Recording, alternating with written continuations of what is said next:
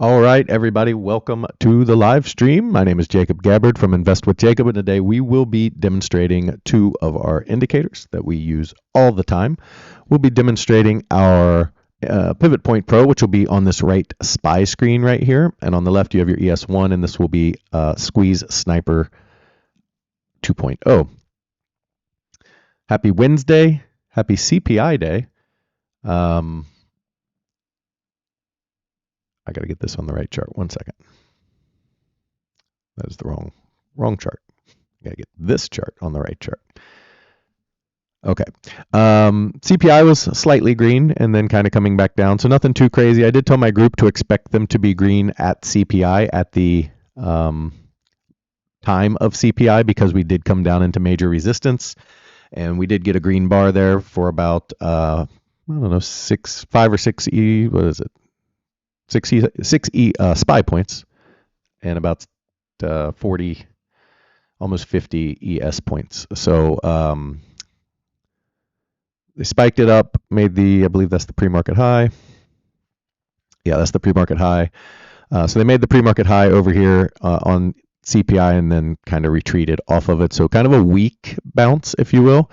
They gave you the push and then rejected it pretty cleanly. We will go over a few things here before we get into the trading portion. We'll go over the structures and different things that we're looking at, our overall expectations of the two markets, and kind of what we're looking for over the next few days, few weeks, few months, based on what we're seeing. So let's do that first. Let's go over to the ES chart. So we are on the 15 here. So we can see our structure.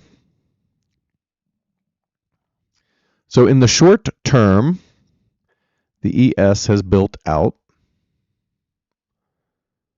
Let's move this over just a little bit more.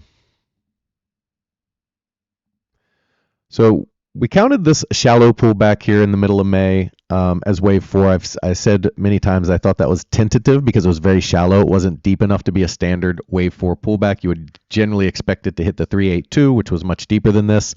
Didn't even really hit the 236, but tentatively I said it could be wave 4. And then we would expect another high given the right structure. We got the right structure. They came up here, made another high, and then they gave us a pretty clean A, B, C for A, B, and then C down. So with that, the question becomes, is this going to be our actual wave 4 because it's a much better constructed wave and we're looking for wave 5 higher towards 77 to even 8,000 from here? That's certainly very possible. Or is this the start of a bigger pullback that could be either a bigger corrective move, bigger wave 4, and we'll look at what I mean by that. This is a microwave 4. Microwave 4, that's like what you do popcorn on, isn't it? Microwave 4, and then we would look for more of a minor wave 4 if they go deeper. If they break certain levels, then this could be the top. I don't love it as an overall topping structure, but it certainly could be the top. We don't try to predict that in a sense of we're not trying to say the top is in yet because we haven't gotten the right data for that. What we're looking for is a major break of support, and all we've had is minor breaks of support all the way through this bull market. We've never broken a major zone.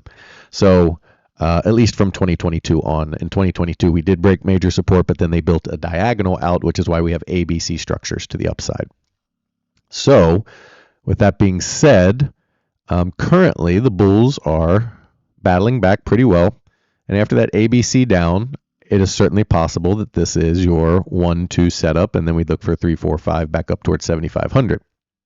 I'm sorry, 7,700 plus, and new all-time highs. That is certainly possible. The place to watch and the place where the market flips into bullish behavior again, and it's not that we're not in a bull market. I'm talking about very, very short term, last week or so, when we flip back into a bull stage of the market, is right here where they sold off from at about 74.88.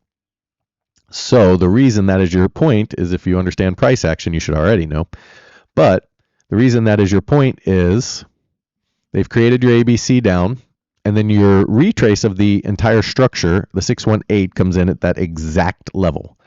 And when you have a wave B's target the 618. Can they go as high as the 764? They can, and that would backtest this breakdown zone. This is a huge zone for them to get through, because you can see that they tested that zone and got back above it, tested it, got back above it, tested it, got back above it, and then broke down through that zone.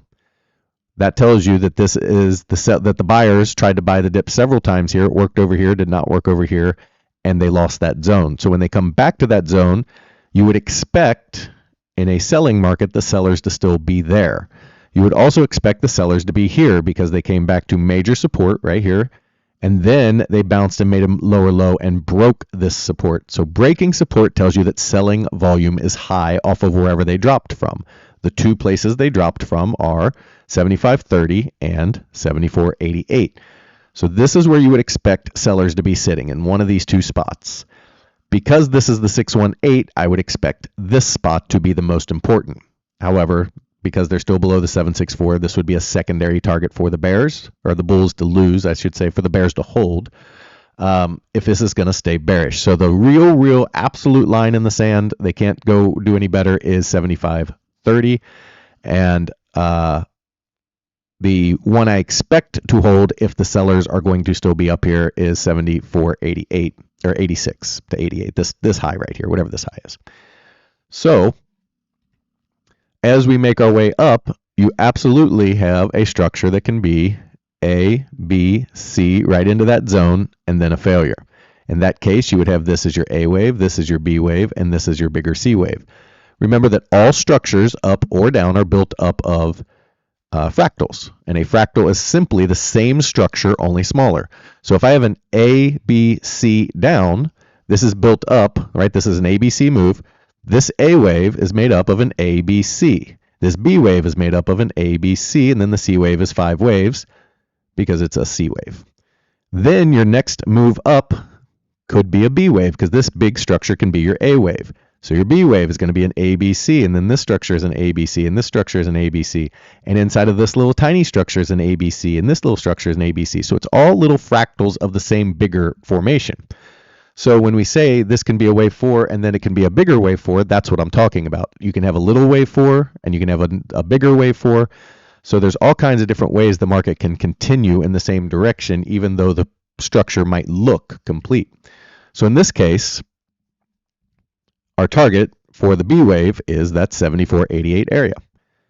And that's an area I would expect to at least produce a rejection, if not an overall failure. Now, if they can't get down there, well, then that changes things a little. We'd have to see exactly where they fail from and how they fail. But that would be something we'd have to look into overall as a potential bigger C wave down. And that stuff we'll get into as it happens. You don't want a million paths, because it's just confusing. You want the most likely paths.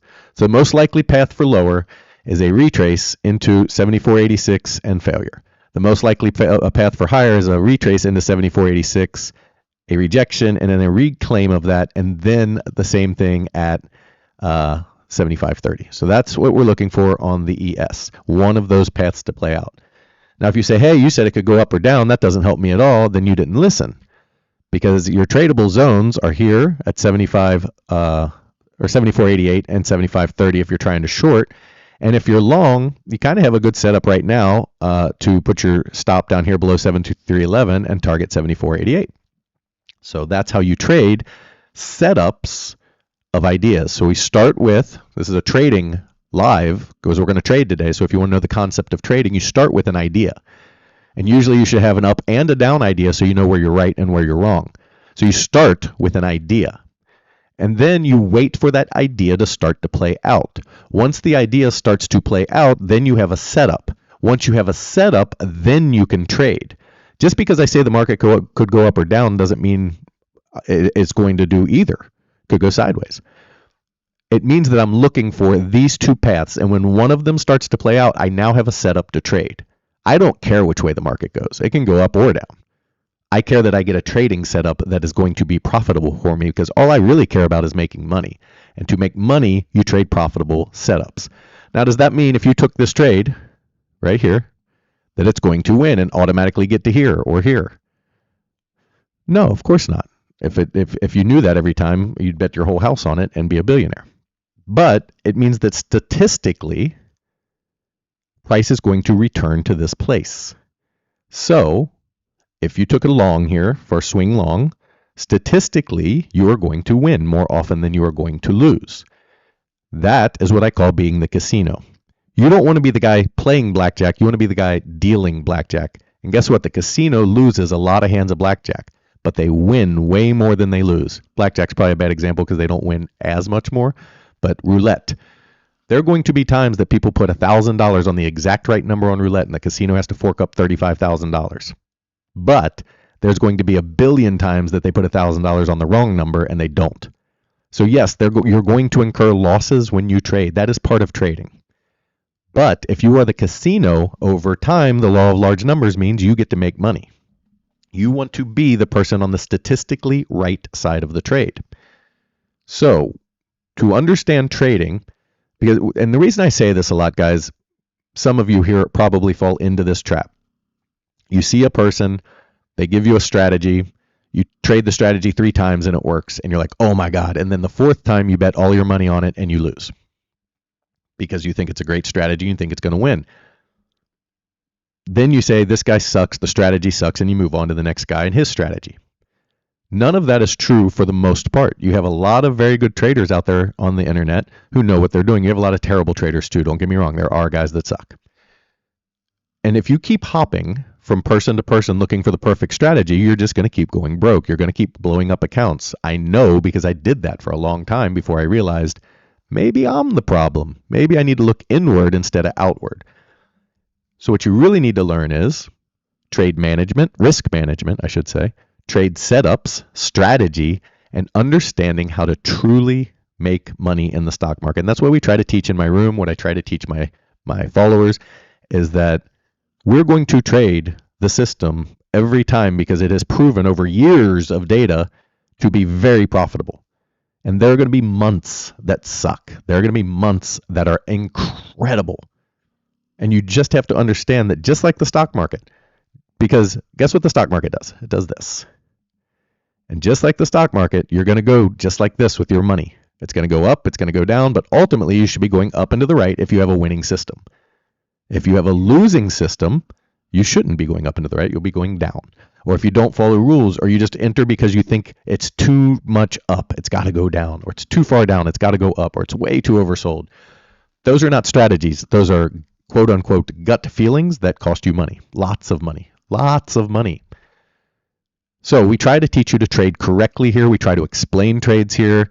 We try to give you the backbone of trading, and we give you indicators that take your mind completely out of the game. Do you know why no professional firm runs its trades through a human anymore, now that we have AI and algorithms and all that stuff? Because humans have emotions. And when the pressure is high, humans crack.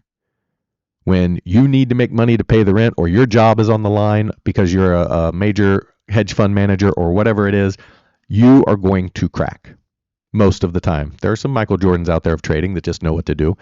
But you are going to face emotion, face fear, face anger, face greed, face all of these things. And when you are emotional, you make bad decisions. Do you know how I know? Go through your dating history. Go back to the girl that pissed you off the most, or the guy that pissed you off the most, and think of how you reacted to the things they did. Whether you sent a drunk text, called them and yelled at them, made one mistake and turned it into a broken relationship because you were emotional and said and did things that you didn't mean or didn't want to do and couldn't take it back. That's the stock market in a nutshell. You put money down, you didn't want to do it, but you were angry because it got you the first time, and now you're broke and you wish you could take it back. But you can't. They keep your money. Emotions destroy traders. So, sorry for that long soapbox there, but I want you guys to learn trading the right way. I am actually here to teach trading the right way, or I should say teach it my way, which is profitable. There's no right way to trade as long as it's profitable and a good system. But the way I trade is to take emotion out of the game, be on the right side of the trade, and understand that I'm going to lose several trades in a row at times, and I'm going to win several trades in a row at times. And I have to be able to handle that. And to do that, I built indicators to take the emotion away from you. Now, can you follow those indicators and still keep the emotion out of the game? That's up to you. Most people fail at that, and it's why most people fail at day trading. All right, now back to the market. Bear path, rejection down. Bull path, rejection up. There you go. In a nutshell, that's what we're looking at. We'll get into the indicators in a minute. I'll try to keep it short. We only have 12 minutes before the open. NQ, guess what? It trades almost exactly the same as the ES. Pretty funny that way. So let's zoom out here. The NQ also got very close to its 382, so we have a very proper, the 382 is down here at about 28,100. They got to, what, 28.2 and change. So this is a proper wave 4. Now, does that mean wave 4 is, or this move down is done? No, it means that we should be looking for a potential for them to take it back higher. Where do they have to get through? You should be able to see it on the chart pretty easily because I just gave you the answer 10 seconds ago on the ES. They have to get above 29,796 where they sold down from yesterday. That is the selling point because it broke support. It is a lower low. This is where they sold the hardest from. If they get through that, then 30.35 is your next line in the sand, where if the bulls get above that, we're very likely going to 31.6, 32,000. All right, so we'll keep it short on the NQ because it's the same concept. We have a decent setup for an ABC into 29,844, and we have a decent setup for potential 1, 2, 3, 4, 5 up to our target. Now, I don't have a preference yet. What I would say is there's no proper wave 4 on either chart until now. And generally you get a 4-5. So my overall lean is with the trend up and that we still needed a 4-5 in this overall set. So I do see a very, very possible potential for higher on both charts. However, if they start to break down, things can get a little dicey because the support, if we zoom out just a little so we can see more of the chart, the support really lacks once you break it down. And you can see once they broke here, they rifled down into kind of a no man's land. There's a little bit of support where they held. Happened to be the 764, which is a target for an ABC. It also was clear near the 382. But after this low, if they break down, they should come into 27,950, which is still around the 382. That'd still be acceptable. If that can't hold, they're likely to come down into 27.5. So and then, you know, the actual support, if I zoom in, I think I have it drawn here, is 27.4, 440. So that's where we're at with the two markets that we cover, the ES and the NQ. Now we go over other things too. We go over all the Mag 7 and different things in my room, but these are the two we mainly cover, and it's what we'll be covering today, mostly the ES today. But you can trade the NQ basically the same as the ES because they move in steps. So the trades you see today are universal across ES and NQ. Let's see what we got for questions. Hey, Jacob, maybe it's me, but I can't hear anything even after closing and reopening. I think it is you because other people are hearing, John. I'm a bit confused because what you're calling the wave looks like a 5 waves down. If we get a 535, isn't that a reversal of trend? Well, remember, an A wave looks like, can be a 5 wave move, right? And this, if you're calling this initial, this is not 5 waves. That's 3 waves. There's, I mean, there may be a little bounce in there when they come up and then down. Yeah, I mean, this is a 3 wave move pretty clearly. And then this retraces too high to be a wave 4. It retraces 50% of the entire move. So it's definitely not a wave 4 in general. So if you're counting this as 4 and 5, I would not count that as 4 and 5. That is generally going to be too high for that to be a wave 4.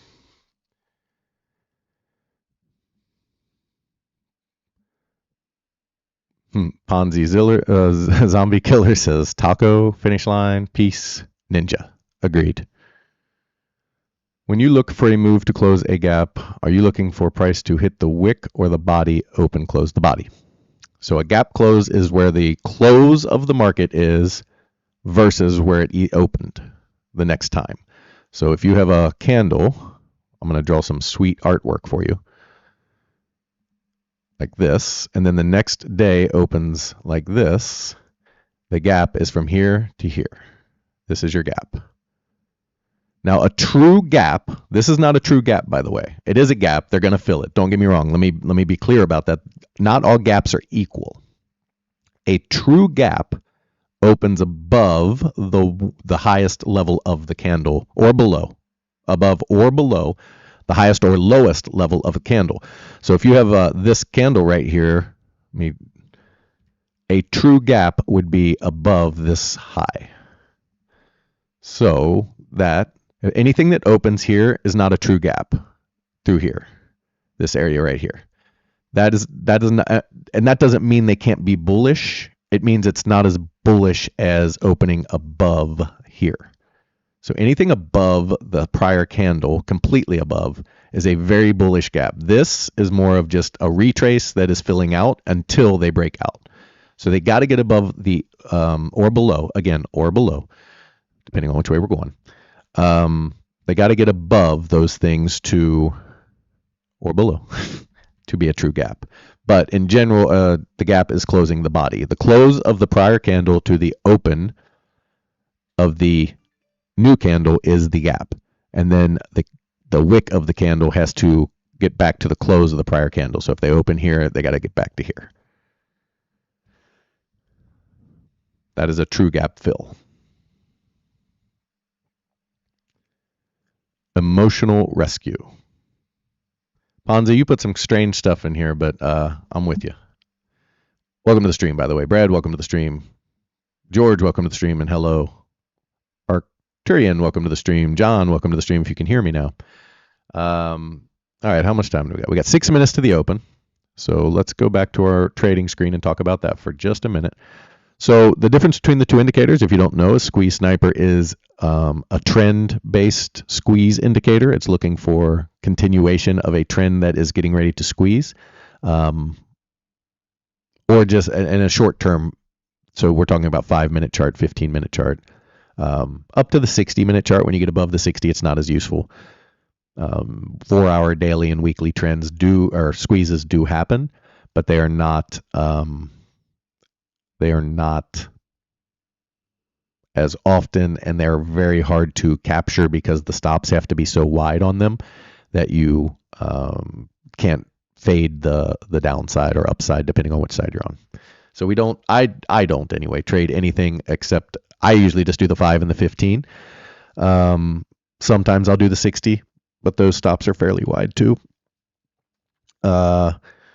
Or if I do the 60, I will have a tighter stop than it gives me and a tighter target because I'm trying to make, X amount of dollars, and I'm not trying to risk X amount. I'm trying to keep my risk reward in the right zone. So even though if you have a big enough account to withstand it, the hourly is great. And I just don't want those kind of swings in my account, if that makes sense. I don't need a 60-point loss on the ES or NQ. That's a very costly loss that you got to make up many trades over. I would much rather trade the shorter term stuff that keeps me in a very tight window of loss and a very expansive window of gain. So if I can get 100 NQ points with only risking 10 NQ points, I like that much better than risking 60 to get 300.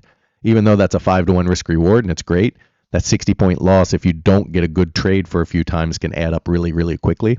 And I don't want that kind of drawdown on my account. So I stick to the 515 because I think it's very, very profitable and much more in my risk reward zone. But you can do whatever you want. I mean, I'm not telling you not to do that. I'm just telling you what I do. So the sniper you trade on the 1-minute chart. So if we look, we're on the 1-minute chart over here. But you're actually trading whatever chart. So if I go to the settings for this one, you get to pick your time frames. You can pick up to 5. I have the 5 and the 15 and the 1 hour checked right now. So those are the actual time frames you're trading, but you're trading them on the 1-minute chart so you can get the best entry. And you'll see right here it says set up time frame 5 minutes on the long down here. And over here it says set up time frame 15 minutes. So you're trading on the 1 minute chart, but you're actually trading bigger time frames, just so you know that. I don't want you to think that we're trading 1 minute charts. On the SPY chart, we're trading Pivot Point Pro, and that is a reversal engine. So that's looking for lows and highs that are weak and going to drop. And we track every one of these trades. We actually track these, but they're not, I can't give you the numbers right now because it would be disingenuous. And the reason I say that is because the reason Sniper is on sale is because there is a repainting issue with TradingView that we're dealing with, where trades can disappear based on the way TradingView works. It doesn't have to do necessarily with how the logic of the trades work. The logic of the trades are really good, and the trades are really good. But what happens is TradingView can only hold data on the minute chart until the bigger time frame closes. So on a 5 minute chart, if you are in the 3 minute of that 5 minutes, so if it's 5:53 and you get an entry, that's where the entry should be. However, once that 5 minute bar closes at 5:55, it reverts that entry from 5:53 to 5:50, which is 3 minutes backwards, and that can give you a false better entry. Sometimes it's worse, not often, but that can give you a false better entry, and that skews the numbers. It makes it look different. It doesn't mean the indicator doesn't work. It means that the numbers I would give you would be disingenuous. I'm not going to do that. I'm not going to give you fake numbers. Once I figured that out, I took the numbers off the screen because it's not accurate. We are working on a fix. If you want an update, the answer is as soon as effing possible. I'm working on it night and day, guys. I want it out as bad as you do. I promise. I want to be done with it. And it's really annoying. The reason it's taking so long is you make a fix, and then I have to see a trade come up. I have to see it work exactly the way I want it to work. And if it doesn't, then I have to go back to the drawing board and see what we need to fix. Well, that can you might get a trade in 1 minute. You might get a trade in 6 hours. You might get a trade the next day. You just don't know. So we make a change, and then we're at the mercy of the market to see exactly how the next trade comes up. The other problem is if that trade comes up and I'm not in front of the computer to see it exactly when it happens, then, we're here. It's all right. We're already in a cell, so we're not going to get a signal right now. Then I'm not going to get the data I want. So it's very difficult. I wish I had a firm timeline for you. We are getting closer every day. We are getting better every day. We're getting there. That's all I can tell you. As soon as possible, it will be out. There will be no delay. Once it's done, it will be on your screen, I promise. Sonny, welcome to the stream. For more than a month, we had one-way trade, and now that we have had two-way trades, how to predict these two phases and how to trade them. I don't know what you mean by that. You have to expand your question. As far as predicting the phases, we just use price action like we always do, and we use our indicators. And same thing we've done for more than a month. We've looked for support to break. You look for setups. You look for support to break, resistance to break, all of those things. But I don't know exactly what you mean by that question. You can't predict what happened over the last month and a half from the end of March to basically 2 weeks ago. Maybe, I guess Friday. Was Friday the high? No, Friday wasn't the high. That was the lower high. Whenever the high was. It's about a month and a half. You couldn't predict that because it's never happened before in the history of the market. It was the fastest recovery of a 10% down move in the history of the stock market. And I was watching yesterday, a guy from a major fund management said in the 25 years he's had of running his giant fund, April and May were far and away the two most profitable months they've ever had because they're on the long side of the market. You know, they're buy and hold, pump up the jam people, which you should have some of that. It's been an amazing 2 months if you have buy and hold. But it's been far and away the most profitable 2 months they've ever had. And he goes, and that scares me because that's not right. It's not, you shouldn't see the numbers we're seeing over these 2 months. It is shockingly good. And that is an anomaly. So you can't predict an anomaly. That's just something you can't do. Nobody can predict a new all-time run in the stock market that's never happened before. You can predict a long. I said, when we were at the lows, I said we should be going back to all-time highs, but you couldn't predict the way we went back to all-time highs. If you did, then you're some sort of savant and you probably need to take medicine for your special illness. But to say that we're going to go straight up for a month and a half, since it's never been done before, would be a pretty insane call, and I would say if we looked at the history of your calls, they were probably wrong up until that point. So you can't predict those things. You can predict the direction. Anybody in my room will tell you, as we were coming down in March, I said, I do not believe the top is in. I 100% believe there's another high coming, and there was. So, but the way it got there, I was taken aback by it for sure. That was shocking. Okay, let me get our trading stuff up so I can see when our next trade is going to be coming. So in this case, guys, we don't take, if you're new, we don't take the pre-market stuff. One, in the SPY, you kind of can't. And two, pre-market is low volume, and a lot of what we use is volume and how it works. So we don't predict or use, not predict. We don't use the pre-market signals. So if it's already in a sell right here, the indicator's not going to come over here and say, oh, you know what you should do is sell again. It's in the indicator's mind, it said, I already told you to sell. So you should already be in a sell signal here. However, we don't take this because, again, these are not very accurate signals because the volume is low. It's not getting the data that we programmed it for. Doesn't mean they can't work out. This one's working out, but in general, keep that in mind. So that's why we aren't short here and don't have a sell, and we're not going to see another sell signal here because it's already in a sell. If it just kept printing sells all the time, that'd be weird. Okay. Let's look at some data here. We are negative 13 on the ADD. So starting off slightly bearish. That's not like, oh my God, bearish, but it's dropping. It's 320 right now. Both markets are red and dropping just at the open. And let's see, RTY is slightly red. RTY is basically flat, so that's a signal to the market. Now it's green, that we may not be getting crushed as bad as we think. So I would expect some bullish behavior today. Let me look at options prices real quick. Options prices are a tell. If they're expensive, that means volatility. And it doesn't mean that the market's definitely going down or up. Oh, they're very expensive. Wow, $3 on the put side. So generally when they're this expensive, you're going to see some downside. Again, that downside can be very fierce and very strong, but it doesn't mean it's going to be a sell-off for the day. It means that you're likely to get some whip, and you can get selling. You can get a ton of selling, but it doesn't mean it has to sell off. It just means that you're very likely to see some downside, whereas when prices are very cheap, your downside is very limited. You might hit the pre-market low. You might come down, maybe to this support right here, the one-day min, but eventually the bulls are going to likely absorb that and bounce it and take it, and you're either going to chop or push higher in most cases on those types of days. Nothing is 100% true, but any data you can get is important. SMH getting smoked. XLF is red today. Dow Jones transports are red. So a lot of supporting material for the downside right now. Meta flat to green. So you're getting a mix in the, not really a mix because these are flat. Mostly red everywhere. Bitcoin slightly green. Gold absolutely smoked. I've said for a while I believe the top is in gold. I thought we'd actually see a better bounce than we saw. But gold's getting drilled today. Silver's getting drilled today. Not as bad as gold, but yeah, the 30-year still over 5. It's green today. That's a problem for markets. And VIX is probably about 24, I'm guessing, or 25. Let's see where the VIX is. VIX is higher, right there. VIX is 20. I thought it was at like 23 yesterday. Did it go down? It did go down. When did it go down? This is the 1 minute chart. So yeah, it was at 20. Okay, so the VIX is actually going down.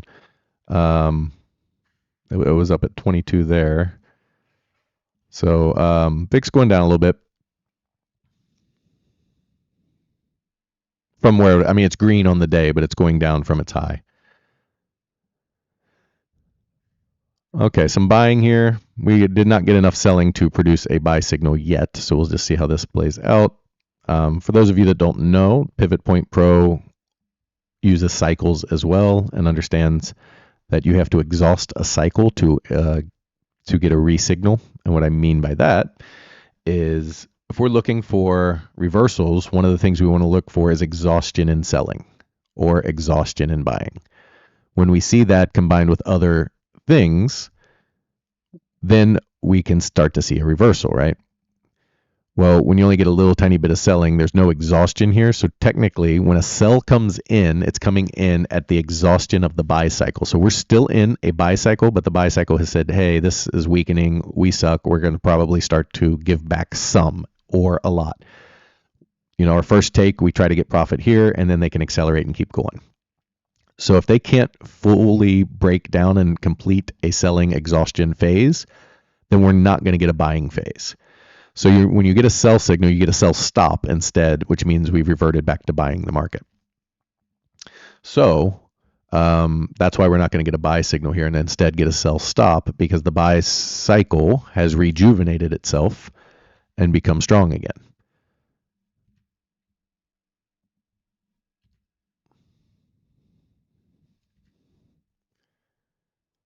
So hopefully that all made sense. All right, any questions from anybody? Let's see. Hi, Jacob. I can honestly say that you stand out of the many traders I have watched on YouTube. My question, are your trading programs good for beginners like me? I don't know how to read charts at all. So my answer to that is maybe. I don't know your full trading background. You have to understand options if you're going to trade what we do. If you don't understand options, I have videos for that. You can buy the Singular Options Trading video on my platform that teaches you options start to finish and tells you all about the Greeks and everything that you need to know there. And then there's others options for beginner stuff that you can use. Mine kind of covers a full in-depth deal. But my point is, if you don't understand options, don't trade options without understanding them. What you can do is you can paper trade. And I would highly encourage that if you don't understand them, to learn them. That's the best way to do it, in my opinion, is just to trade them, but don't do it with real money. Use a paper account. So you can see how they react, how they work, how you get in and out of them, how delta works, all that stuff. And theta, it all interacts. But the system itself is extraordinarily simple. Both of them are. If you see a sell signal, you sell. If you see a buy signal, you buy. So that's super simple. You don't have to read the chart in any way. Let's get this off the VIX. Hold on, sorry. My goodness, what is wrong with me? There we go. So you don't need to know how to read the chart. You can see on Sniper, it tells you the setup time frame, the entry price. It tells you your stop price. And this one doesn't give you the take profits until they hit, because it's based on the state of the market. If the market is in a bullish state, it's going to continue to go, and then it gives you the take profit. And then as it pulls back, it will give you the trailing stop, because it'll be on the screen, and you'll just see a line on the screen that says trailing stop, and that's where you get out when it hits that line. So as far as simplicity goes, they're extremely simple. As far as complexity goes, it's about the options. If you understand options or futures or whatever you're trading, then super easy to trade it. If you don't, I would highly encourage you to learn that first or paper trade it before you do any of that, so that you don't get surprised by how fast options can move, and understand how they move, why they move, what you're looking for, how to set your stops. That's extraordinarily important. All those types of things. And welcome to the stream, and thank you for the kind words. I appreciate that. Joseph Rapp, welcome to the stream. TPOR down 6%. What is TPOR? I don't know every symbol. Oh, transportation. Yeah, the bull DJ transportation. Okay. Zero DTE seems pricey today. Yeah, very, very pricey, and that usually means selling. The more pricey the options, the more worried the market makers are for volatility, and volatility usually means selling. So let me give you a very clear idea of what volatility means. At a very basic level, it means two-way trading. When options prices are low, you're going to see grind like this, maybe sideways, but generally up or sideways. When options prices are high, you might see this, but you're going to see some downside, and it could be very nasty. And the higher they are, the more worried the market makers are about it, because they know that when the market goes down, it takes the elevator down, and they can get underwater very quickly. So they want to discourage you from trying to make money on that, because it's going to cost them money, because they're the ones selling the options, right?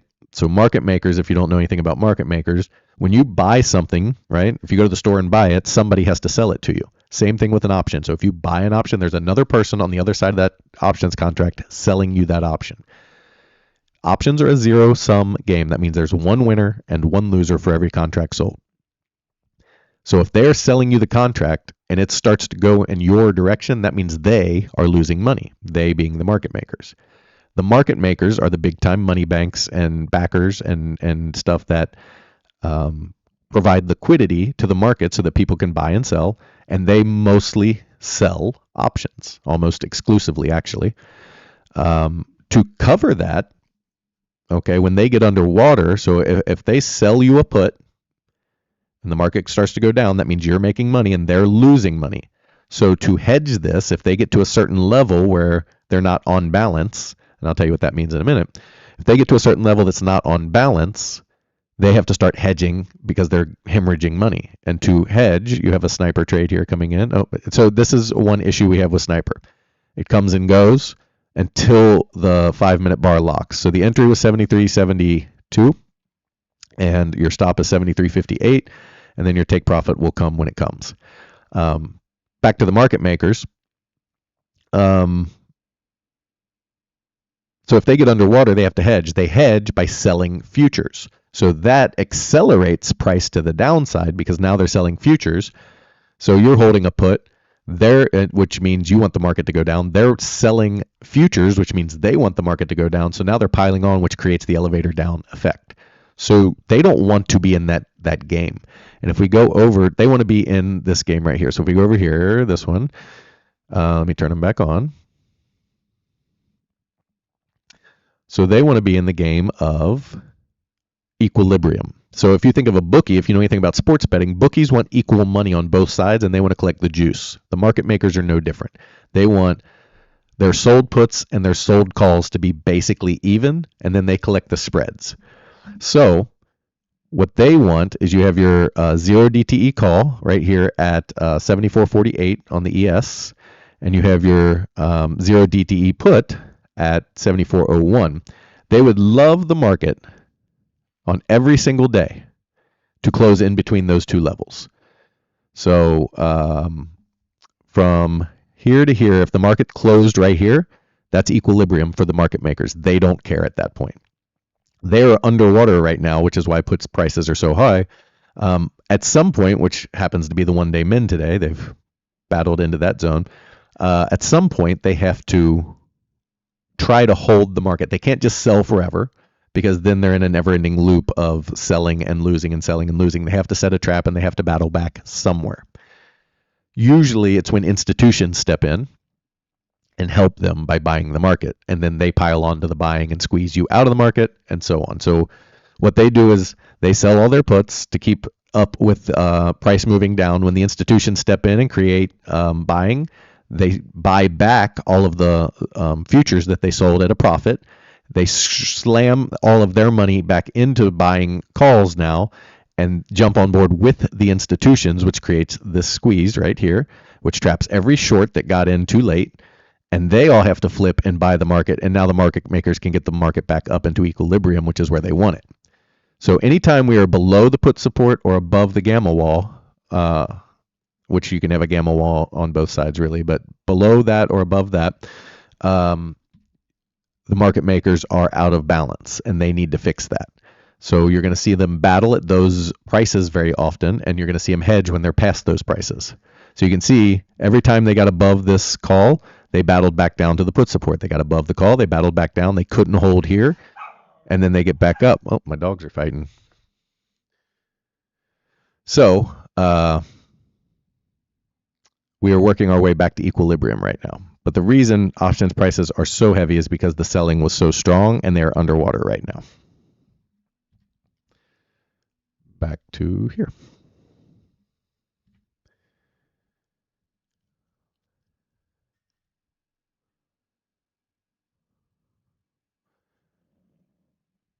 My final question, is there a price range depending on setup occurring where you would re-enter 401k and EWAX? No, I'm done with EWAX. EKWAX actually. If you don't know what EKWAX is, it's the so in my group back in April of 24, so 2 years ago, I told everybody in my group to get out of the S&P 500 and get into precious metals. Um, Gold and silver both had setups that were very, very powerful, and that creates a great buying opportunity. On the flip side of that, the S&P, in my opinion, was very risky and still is very risky, even though it's gone up quite a bit since then. I think there's a very high risk level in the S&P 500 and Nasdaq right now. And so during the time that the S&P went up, 8, 10%, whatever it went up, gold went up 100%, over 100%.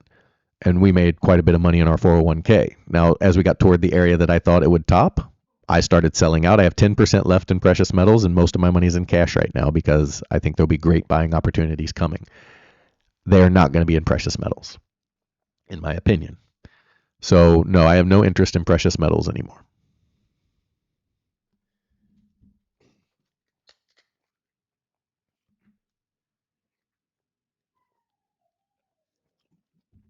When options prices are this expensive, do you sell premium instead? No, I never sell. What I do is reduce my size. So instead of taking a full position, I'll take a half a position because I want to reduce my exposure. But when you are on the right side of a selling event in these, collecting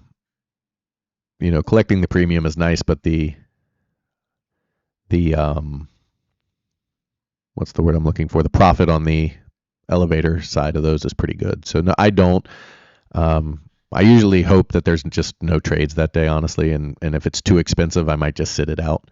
I don't need to be trading on any given day. There's going to be better trading days. So if they're like, I know that one time when we were maybe during COVID or something, they were like $7, and I was like, get out of here with that, because we were getting circuit breakers almost every day. Not almost every day. I think we had 2 or 3, but my point is that the market was nasty, and it was priced as such. So on those types of things, I just sit it out. $3 is about as high as I'll go, and they're 280 and 260 right now, just out of the money, which is crazy. That's a very high option price for a day that I guess we could break down. It's not the path I would prefer or expect, but I don't get to make the paths that I prefer.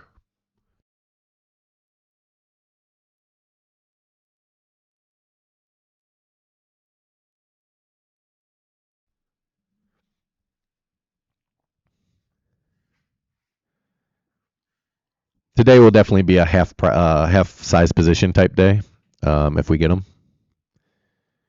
On this is why futures are so powerful, guys. So on the sniper, I trade futures. Full disclosure, that's just so you guys know. I say this every week, or I try to. On sniper, I don't trade during these calls, and the reason is I'm already trying to trade Pivot Point Pro. I'm trying to update my room. I'm trying to run this call. I'm trying to get in the chat, and it's a lot of stuff. And futures are very, very nasty. If you're not paying attention, they can. Okay, so right here is another issue. This is a sniper issue. That take profit came late. And it's not that it came late, like it's trying to. This should have been a take profit for whatever reason. It didn't update on time. So these are the issues we're trying to fix. Even if you just got it now and you got out at 75, you got 12 points, which is very good. But you should have been able to do much better. And that popping up late is an annoying thing that bothers the heck out of me. So like I said, the indicator itself is great. It's giving you the right trade. The functionality in TradingView isn't right, and that's annoying, and I don't like that, and I don't want you guys to have a shitty product, which is why it's on sale. It's in beta right now, and we're trying to get it to where it's out of beta so that it can be sold properly and have, but if you want it at a cheaper price, you can go ahead and get it now. There's a link in the description. It's 20% off right now because of that. But again, it's giving you good trades. It's just doing it. It just has some bugs, and this isn't every time it does this. It's only sometimes, that's the more annoying part. Is it's intermittent, and we haven't fully figured that part out yet. So at any rate, that's the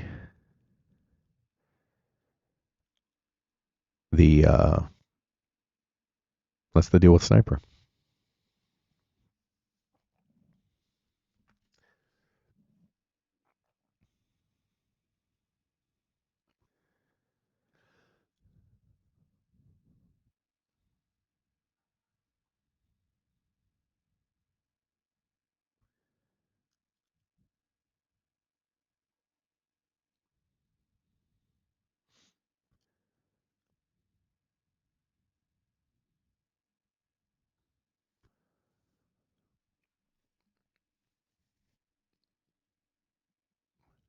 You feel that Amazon, Google, Apple, Nvidia have broken support? You can ask that on the midday call. I don't know where they're at today, but we don't cover those on this call. What are they doing today? Amazon's down a little bit. Google is down a little bit. Apple is down a little bit. They all have major support below. I mean, maybe they're upper minor support, but nothing that makes you go, oh my God, the top is in, or I should be worried yet. And as long as they hold those major supports. So here we'll go through a lesson because I don't think we're getting anything here in a minute because of the choppiness of the open. And guys, I know we get on here and we either don't get trades or, I want you to know that if you're not in my group, we do get trades and they do work out. The Wednesdays have been kind of ridiculous in that way, but let me pull up here. Where's my record keeper? So I have a user, Matt, who keeps track of all of our trades on his own accord. I don't ask him to. I don't pay him to do it. He just does it to keep me honest. And he gives it to me every month to make sure it matches my totals. And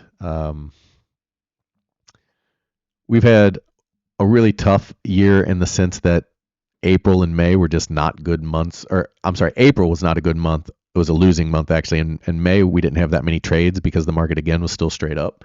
But in general, can you read that little tiny blob I put on there? Let me do this real quick so we can see this. So in general, this is the kind of, even with a really, what I would call bad May, really bad for what my standards are, we made $10,000 in May. Now I trade 50 contracts. If you only trade 5 contracts, then you made $1,000, but you're trading a tenth of the size, right? So, another 5-digit month, which is great. But in general, we've had $20,000 months and $15,000 months, and we're looking for more than that. But in general, and if you go back and look through April and May, April again was a losing month, and May was it was a good month. It wasn't great. Matt calls it fantastic because we only had a few days of two-way trading. It was all up, and we're up 20K for the year. The biggest reason for that has been that the market is trading in one direction, and Pivot Point Pro is a reversal detection system, right? So if the market is not reversing, we're not getting trades. And if the reversals are all getting snapped off, then the trades that we do get are tough. So now we finally got some two-way trading in May, and now we're getting more two-way trading here in June. June's been a good start to the trading. So that is how that's why I gave the whole diatribe about trading to start the episode here, because even when it's slow, if you do it right, you're making money, and you're going to go through times that are weird. Right now, the market is weird. It's starting to get back to normal a little bit. I don't know that 1,000-point down days on the NQ are normal, but it's certainly at least a selling day. We haven't had many of those. So we're starting to get back into normal two-way trading, which will open Pivot Point Pro back up and make it a much stronger indicator. And what I can tell you is the changes we made at the first of the year to tighten things up on it gave us a lot fewer trades, which is what I wanted because we had too many losers and not enough. It was super profitable, but we tightened it up to where it's even better now. But it means we're going to get a lot less trades. And I went back through April, and even though April was a losing month, if we had the old Pivot Point Pro, I put it on the chart, we would have got absolutely eviscerated. It would have been like a 15K losing month or something. And instead, we only lost like 1,000, I think. 850. We lost 850 in April. So the changes to Pivot Point Pro may seem boring because it gives us a lot less trades, but that's the whole idea. Trade less, make more. And that's what's happening. You just don't feel it because you don't see all the losing trades you would have had with the old version. So just an FYI on that, if you're wondering why you haven't seen many trades or you don't think it's working or whatever, not only is it working, it's working to a T. So again, you have to understand you're going to have losing times in the market, especially when it's doing weird things like it's doing now. And if you don't think what's happened over the last 2 months is weird, well, I don't know how to explain to you that it is, because it's never happened in the market before, so that makes it weird. I'm a big Vegas Golden Knights fan, and what happened in Game 3 was weird. They scored 4 goals in the second period. One of them was an own goal on Carolina. They had 2 goals taken off the board, so they scored 6 really, and then almost lost that game in overtime, which never. I mean, you have a 4-goal lead going into the third with a team that's in the Stanley Cup. You're not giving up 4 goals almost ever, and in fact, I don't think it's ever happened in the history of the Stanley Cup Finals, and it almost did. That would have been weird because it's a new thing that's never happened before. So you just have to understand that when the market is doing weird things, no indicators really. I mean, any bullish indicator obviously crushed. If you had a bullish indicator, everything worked. That's like a strictly bull indicator. But during April of 25, strictly bullish indicators got absolutely smoked. So it ebbs and flows. It all evens out. If you have a good system, you're going to have what they call mean reversion. And what that means is you're going to have really, really big winning streaks, really, really big losing streaks. You should have less big losing streaks than winning streaks if you're doing it right, but you're going to have some. And that's bringing you back to equilibrium. Nobody's going to beat the market 80% of the time, all the time. It just can't happen. Or, again, my favorite line, you'd be a billionaire. And if everybody was a billionaire, they'd stop bitching about inequality. Just kidding. They'd find something else to bitch about.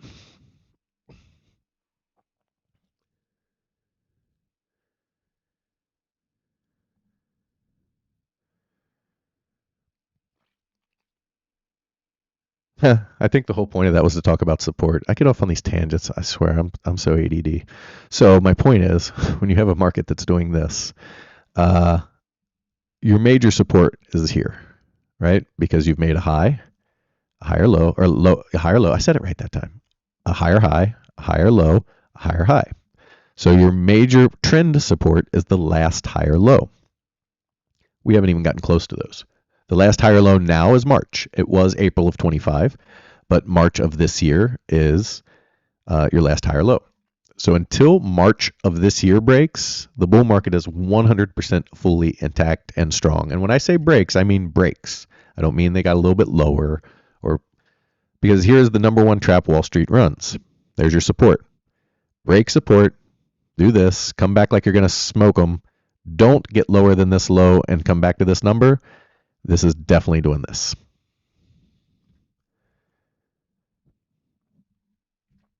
That's their number one trap that they run. So when I say break support, I need to see a support breaking pattern. What does a support breaking pattern look like? Because I'm sure that was the question. They get below support, they come back and test support, or even get above support. Either one's fine. And then they break this low. This is the support break, not here. They broke support, yes, but they have to break it to truly break this support. That is a little lesson for you on support and how it works, because people say, well, they broke support. Well, they got lower than support. That's not breaking support. Breaking support is a very specific thing. Or you want to see them create what I call escape velocity. So they don't have to backtest sometimes. For instance, they didn't backtest Friday. If we go back to the big chart. So here was your support right here. They tested it, and then they did what they call, they might have backtested it. They put a little backtest on that, on the 15? Maybe. Yeah, they did. Okay. It looked like they snapped it from far away. So they got below it, right? Came back to it, and then what'd they do? They broke here and gone. But what they can do without backtesting, most of the time you're going to see a backtest. What they can do is they can just do this, and that's called escape velocity. So once they get below this by 10 points or so on the ES, that's an arbitrary number. I get it, but you'll know when they're breaking through. You'll just see it. This obviously you saw when they were breaking through here, but they gave you the test first. So escape velocity is another important concept of breaking support. They can either give you a standard back test, which is most of the time what happens, or they can just absolutely go. More often than not, escape velocity happens at secondary supports. So the primary support, which was up here, broke with a back test, and then most of all of the other supports that were in between here and down here just got ran through. So most of the time your primary support, if they're going to make a big selling event, your primary support gives you the first chance to hold, and when it doesn't, and it's going to be a big selling day, they don't give you other chances to hold. They just go through.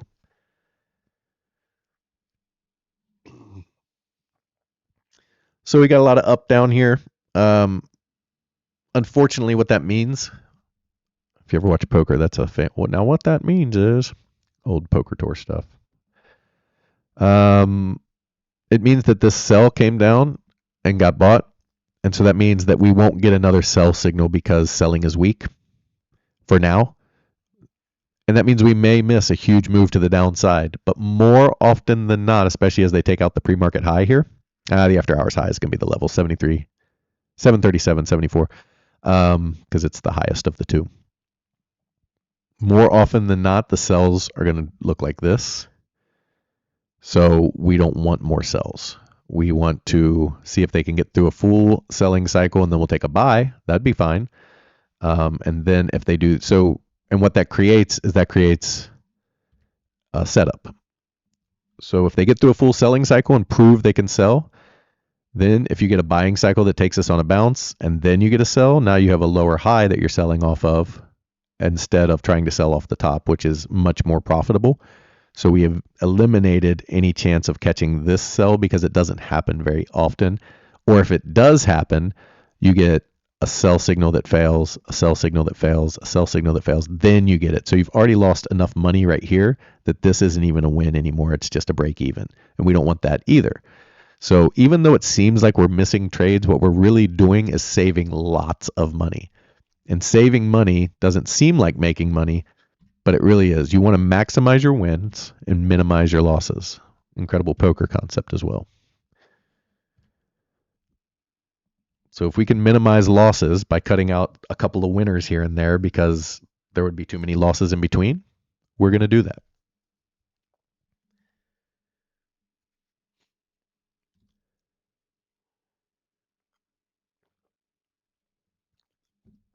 And you know what I teach, I'll be honest, it's boring. But boring is right. You know, it's not the exciting, hey, I made $10,000 in 10 seconds trade. I mean, I've done that, but most of that was during times when the next trade I lost $25,000 in 10 seconds and blew up an account. That's really exciting. It is. But it's cocaine or heroin, whatever you want to call it. Heroin, not cocaine. And not that I've done either. I haven't. True story, I have not. I've had my share of fun, but that's not anything I've gotten into the market of that. But according to heroin addicts, the first dose of heroin is euphoria, and then you spend the rest of your life chasing that first high.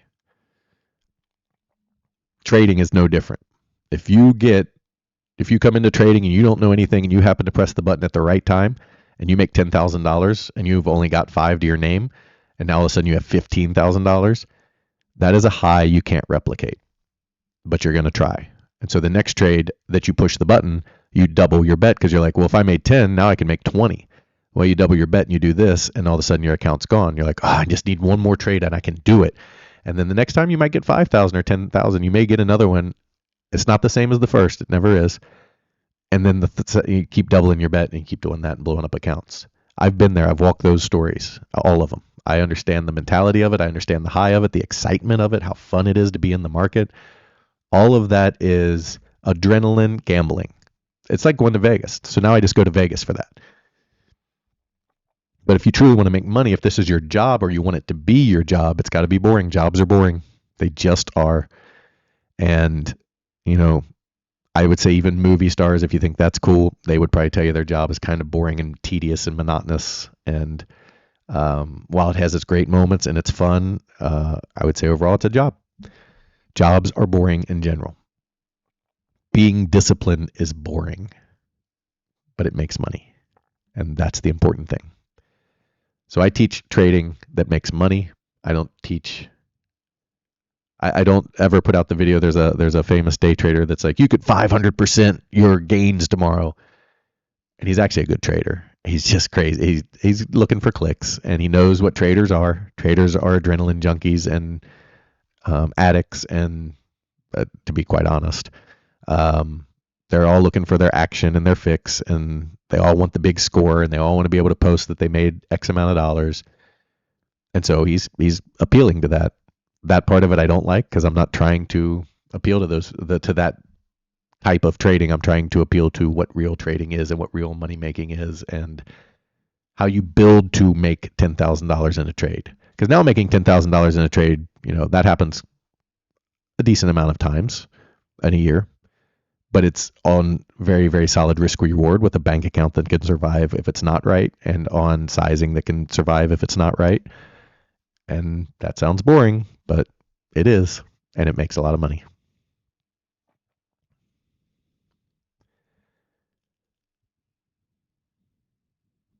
Most of my days are boring. I like interacting with you guys. This part's fun. The interaction's what I like. The trading is boring, but it's what pays my bills, so I have to do it.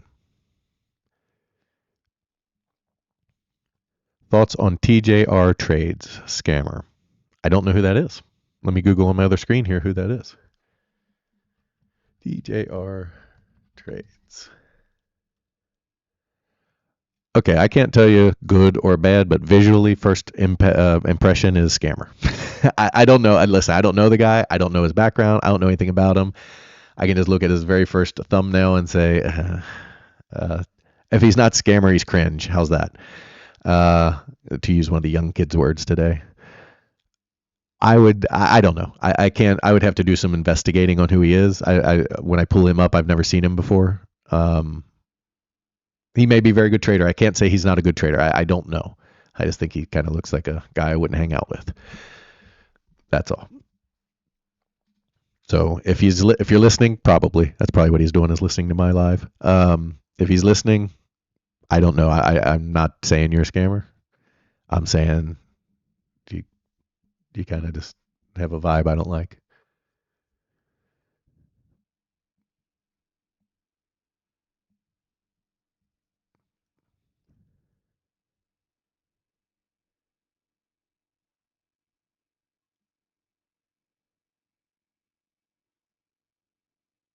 But again, I've never seen his strategy. I've never seen 1 minute of his videos. I don't know.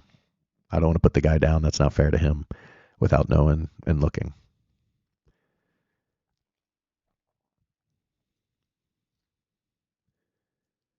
The dude asking is probably him. Will, is that you? Are you TJR? That's funny.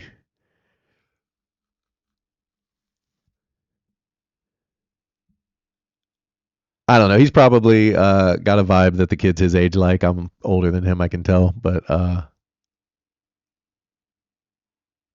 get off the lawn guy these days. I guess I don't understand the music and all those things. And I like all music. Like I like all music, and then I listen to like current music. Sometimes I'm like, I don't know what this one's doing. Am I excited for the World Cup? I will say yes because I'm a patriot. I love America and in a sports way, like not like France sucks if you're from France. Sorry, uh, or whatever. I like our sports teams. I want America. I'm a sports fan and a proud countryman. So I don't watch soccer. The only time I ever watch it in my I'm sorry, football. I don't watch that because it's boring to me. But I do watch the World Cup because it's America and we're in something. I mean, I'll if I'm bored, I'll watch what's that one where they race the boats, the America's Cup or whatever, or the whatever that one is. If we're doing something, I got nothing else to do.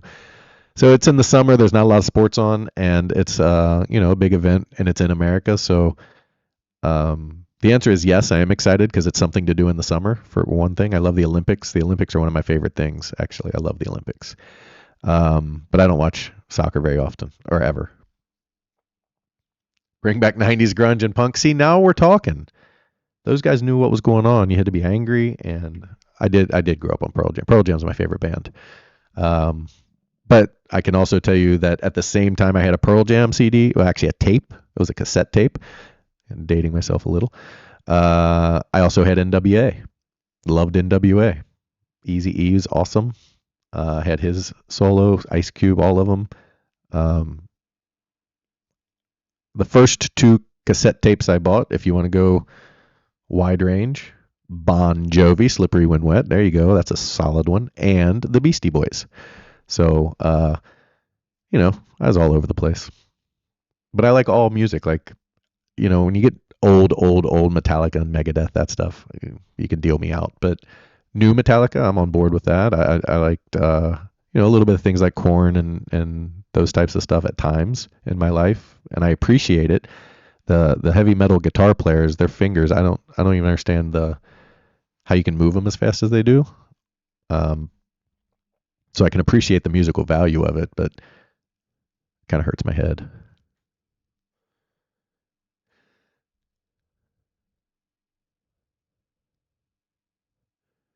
Thought on SpaceX IPO acting as a catalyst for bull trap. It's an interesting concept.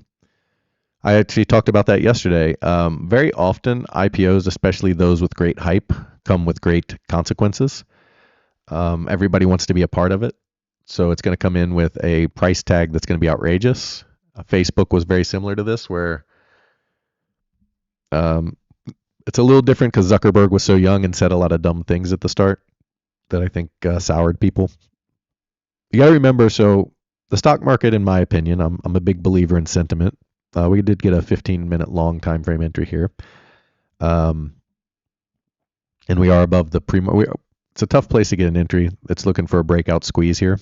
We'll see if we get it. If that happens, 741 is the likely next target. But you're likely to see rejection here, honestly, especially with options prices as high as they are. But I'm not smarter than the indicators. I tried to be smarter than them yesterday or the day before, and it didn't work out. But on SpaceX, it's going to be valued so high. I'm a firm believer that sentiment moves the market. And when you have a very new thing, an IPO, you can't really have sentiment on it yet. I mean, they can say, wow, SpaceX is a cool concept. I think it's going to be neat. I would like to be a part of that. But as far as the company goes, you don't know anything about it other than Elon's involved. And what they're, I'm sure they have a goal. I haven't read too much about them because I'm not going to be a part of it. But even if Elon's a part of it, very often IPOs can start with a bang and then do this and be very corrective for a while. Or they can start with a sell-off and then do this. And usually when they're so overpriced, they're going to start with a little bit of a sell-off. I would say my first inclination is it's going to go up to start. And then I think after a day or two of calming down, you're going to see some selling. But, that's just a guess. I certainly wouldn't be trading those types of things. My guess is that it's going to be so overhyped that there's going to be buying at the beginning. Think of something like Snapchat. Everybody thought that was like the next Facebook. And I think when it came out of the gate, it was like $8 and went up to 23 right away or something like that. I can't remember the exact numbers. And then it got just eviscerated. And it's been in the dumps ever since. You know what? I haven't checked Snapchat in a long time, but last time I saw Snapchat, it still was around the same $20 area or something. Let's see. It's Snap, right? Isn't that Snapchat? Oh, $5. Yeah, they're still sucking.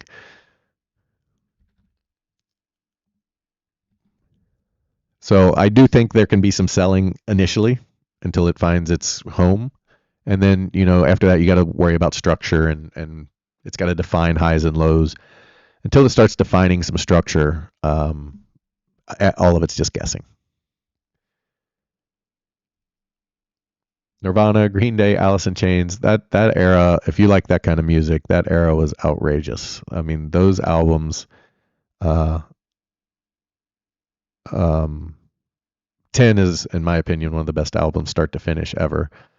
Soundgarden was in there as well. Alice in Chains, Stone Temple Pilots. I mean, that whole group coming out of Seattle and a couple of them were not in Seattle, but most of them were Seattle. It was outrageous how many talented people were making that style of music, if you're a fan of that style of music. I would say the most impressive thing is how all of those songwriters tapped into an entire generation of feelings. You just don't see that these days, where Now people just want kind of clubby, dancey music that is poppy and Taylor Swifty and whatever, and sing about their old boyfriends and how that sucks. Um, but that tied into kids that were struggling and having a hard time at home, or just all of the teenage angst that you go through with going through puberty and not understanding life at all and thinking everybody's out to get you, and they just tapped into that in an incredible way.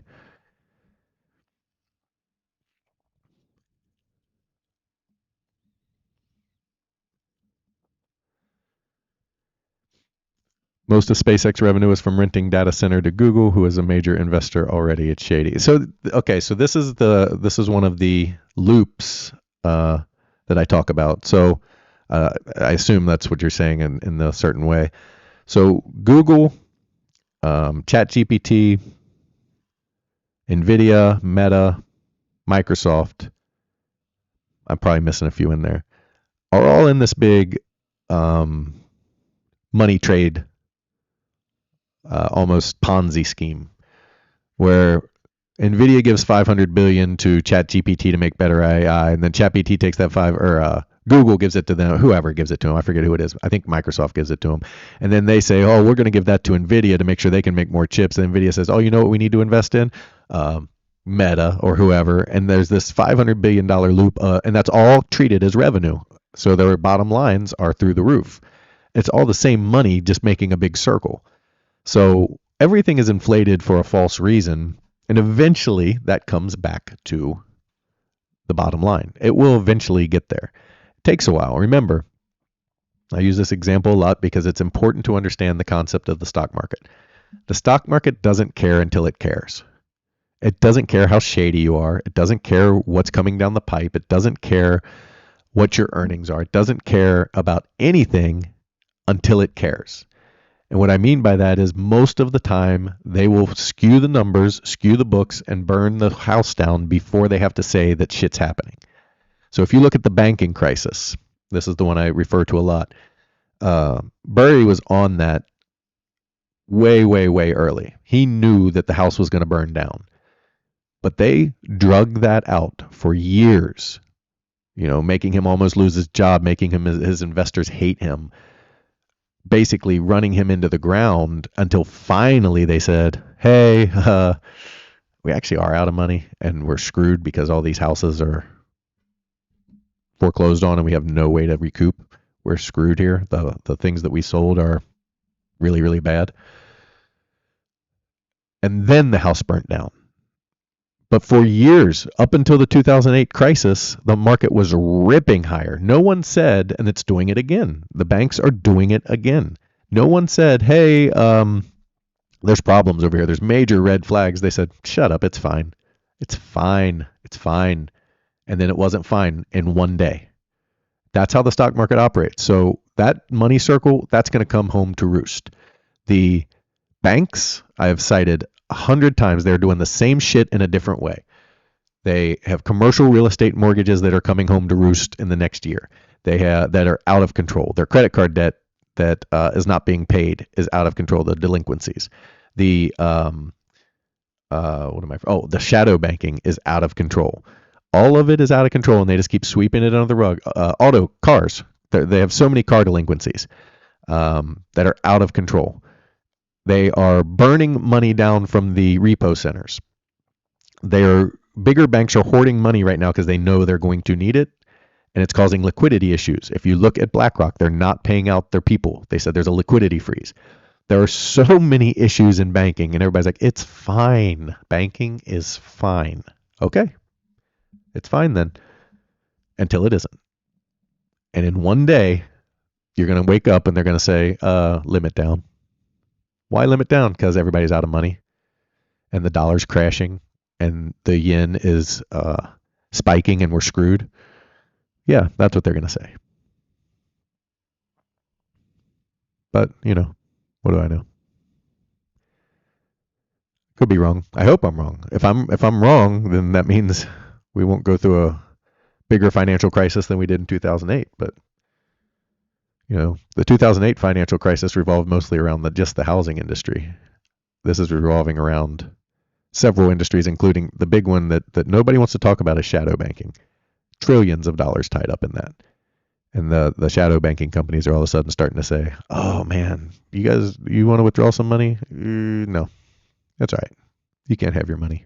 When they start saying you can't have your money, you should start to fucking. Oh, geez, sorry, I did not mean to drop the F-bomb there. Sometimes I get a little um, worked up on these things. You should start to worry when places that your money is say you can't have it. That is a problem. That is a major problem. But it's fine. It's fine.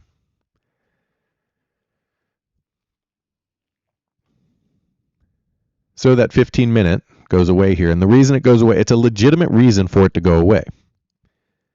But it's not what we want. We don't want it to go away. So the reason it goes away is it has the trigger, but it's a 15-minute trigger. So wherever it was, I forget, over here somewhere. But wherever it was, at that time on the 1-minute bar, the triggers were right. And what we want is we want that to lock in. TradingView won't do that. And then on the neck, when that 15-minute bar closes, it goes back and then makes it a full bar and no longer has that 1-minute data in there. And then it says, oh, on this 15-minute bar, though, conditions weren't right. So delete that trade. It's no longer qualified. That's not what we want. We want that entry there because that's where the entry was. And yeah, it may go down and we may lose that trade. We may not. But that is a major problem for me, that it does that. It doesn't have minute-to-minute data that it will store.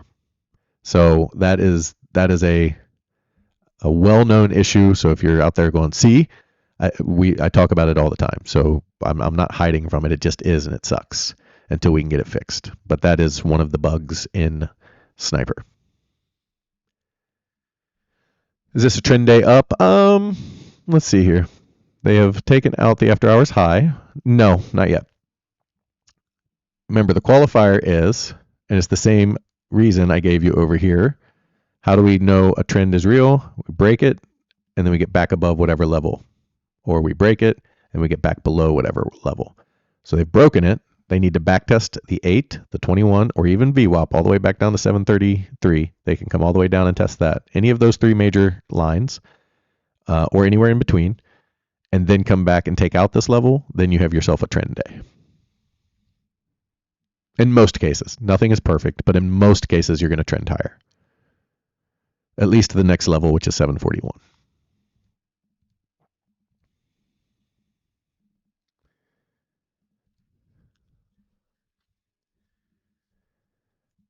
Things you never do. Spit in the wind, piss uphill, tell a woman she's wrong, or buy an IPO. Those are all pretty good. Those are all pretty good.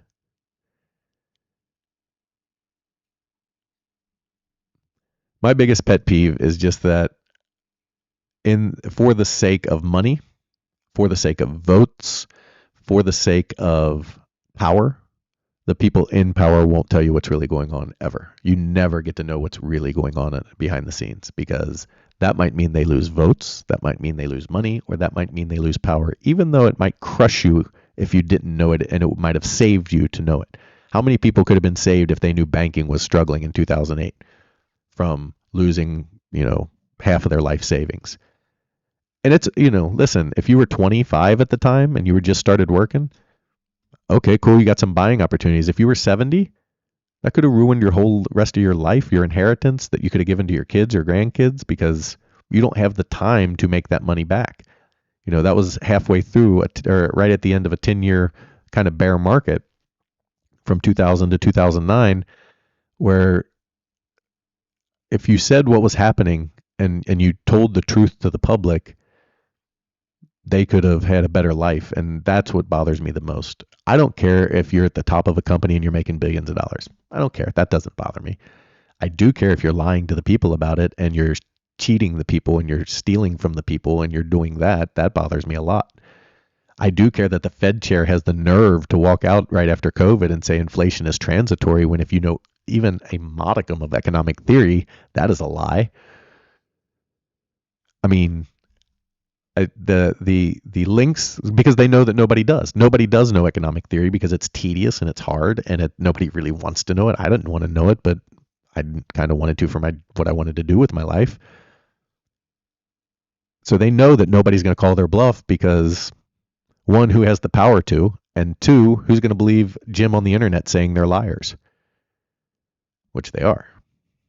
It's absolutely insane to me that it's not insane. It's absolute power corrupts absolutely. It is absolutely predictable is what it is.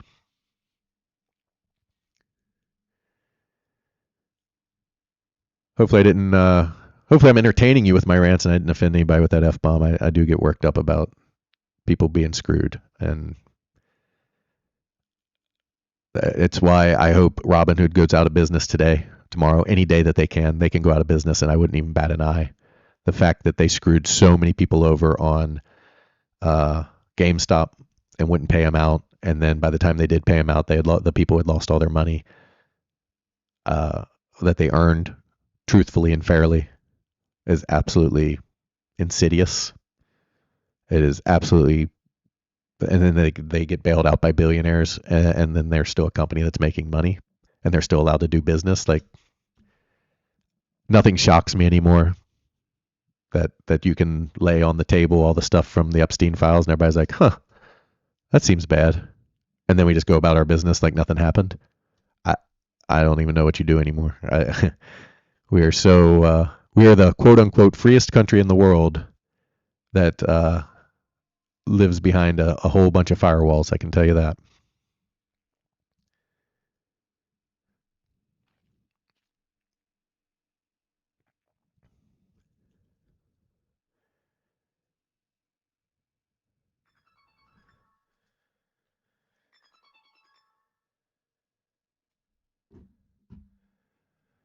My brother would like to speak to me.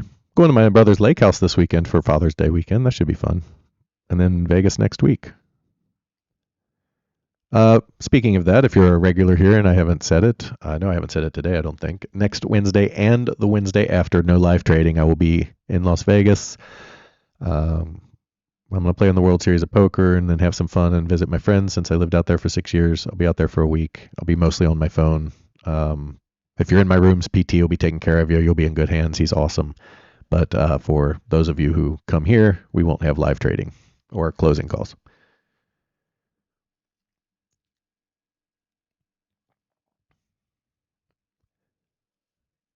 When you're right, you're right. I mean, I don't know. It's my opinion. I don't want to say I'm right, but it's just how I feel. TBTF is the real deal. I concur. TBTF. Too big to fail. Got it. Figured it out. Look at me. I'm so smart. Takes a strong man to speak the truth. Again, it's my truth. It's what I believe. I'm not arrogant enough to say I'm like this right person, but that's just what I think. I mean, I have a fair amount of arrogance, but not about that.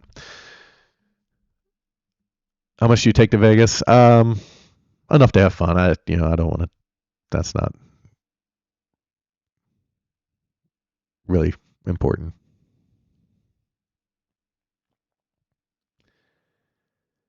Thoughts on Fed speak today? Who's speaking? I haven't seen. Let me look up my economic calendar. See what's going on. Today is Wednesday according to the calendar. I don't show any Fed speakers. Who's speaking today? If anything, I would say it's a catalyst for a sell-off, and that's strictly 1,000% based on option prices. So don't like bet on that. We are positive 564 on the ADD, which went up from negative 300 or so. So not a blow away positive day yet.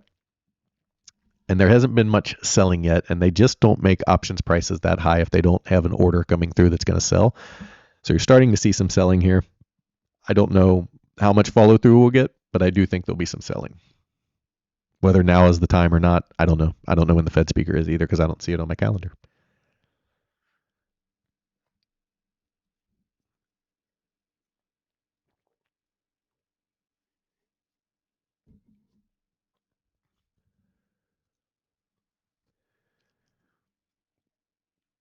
Lived in Henderson from 04 to 08. Loved it. I love it. I loved it in Vegas. The only reason we left is one, the school systems are, I think, dead last, if not like second to last. They're hideous. They're so bad. My daughter didn't like the schools on top of it, and we have no family there. So the only thing keeping us there was that I liked poker and I love the weather, and um, I like the West. I like mountain climbing and stuff, and in Kentucky we don't have those.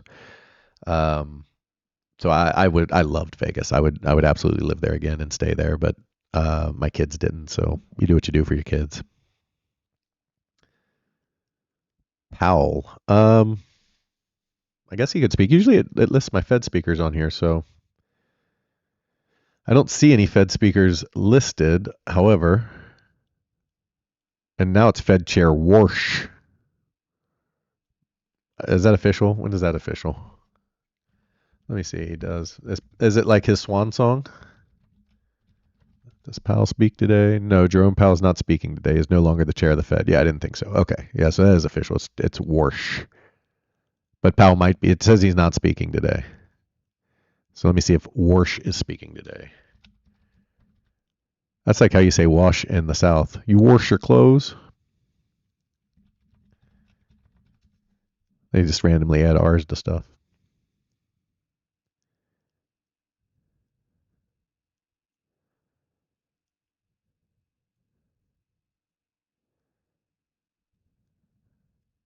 There are currently no scheduled public appearances or speeches listed by Fed officials today.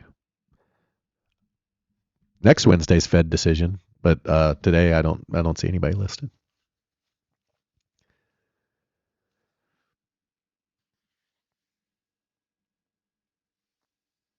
The thing is, we're kind of caught between the Fed's going to be caught between a rock and a hard place here because they can't lower rates, and in fact they might have to raise them, which is anti what they want to do. That's going to be an interesting spot for the Fed.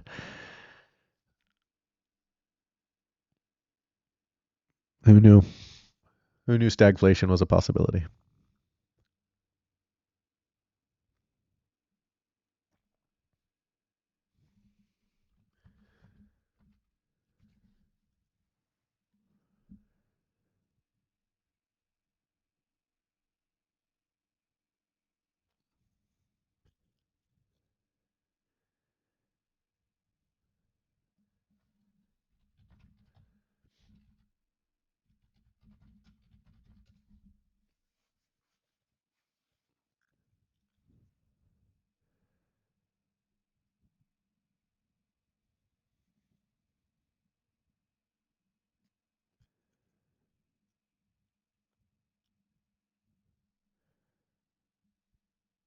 People put a lot of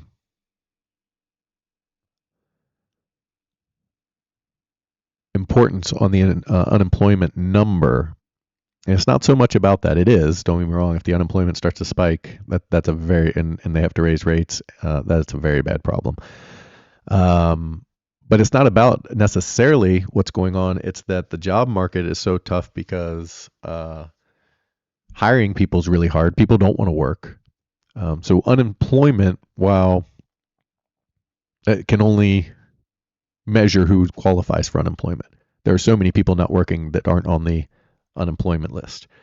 And on top of that, it's nobody's firing anybody because it's hard to hire anybody. So if you do have a job, you can do just about anything and keep it. So the job market is not good. It's not a good place. The wages aren't right. The hiring is weak. The firing is low. Like there's no openings happening. So unemployment right now is steady, but that doesn't reflect the true level of unemployment. It also doesn't take into account the level of jobs that will be dissolved by AI. I saw one corporate entity, I forget who it was, I never remember names. One corporate entity speaking about how AI is going to replace unskilled people and lower level people. That's what he called them, lower level people. I mean, people are who they are. That we all have strengths and weaknesses. I couldn't tell you one thing about a car, and I have in-laws who could walk in and take a car completely apart and put it all back together. And if they looked at the stock market, their head would explode. It doesn't make them better or me better. It makes them a valuable part of the community that we all need to be a part of. And if you just treat people like shit, you're going to get treated like shit back. And they wonder why people are revolting against the rich. I'm not here to be a one percenter, stop the night, whatever that was, Occupy Wall Street, all that dumb shit. I'm not here for that. I'm here for just treat people like you need them and like they're important because they are. The guy who flips burgers at McDonald's, is he as skilled as somebody who might be in the stock market? One, I don't know. People go through hard times in their life and they got to work, but it's a job and he's working and he's doing something that provides me a service. If I want a hamburger at McDonald's, I need somebody to provide that service. So he has a valuable job. And to treat people in such a way that you think that they're just disposable because you can make more money, again, I get that business needs to make money. I understand that. I run a business. But you don't have to treat people that way. You can treat people with dignity and respect and still run your business the way that makes money. And I'm quite certain that most of these businesses are making enough to still employ plenty of people and use AI as well, complement each other, or find a different way to do it. I just don't like the attitude of the people in power. I don't care that you make money. I care how you're acting when you make money. Again, that's the same kind of diatribe I gave earlier, so I don't want to get back into it. But all this stuff about, I don't know. I just don't understand why we have to disparage people for what they do when, if they're doing legitimate work. If they're not doing legitimate work, beat them up. I don't care. But if they're doing legitimate work, then they're a valuable part of the community.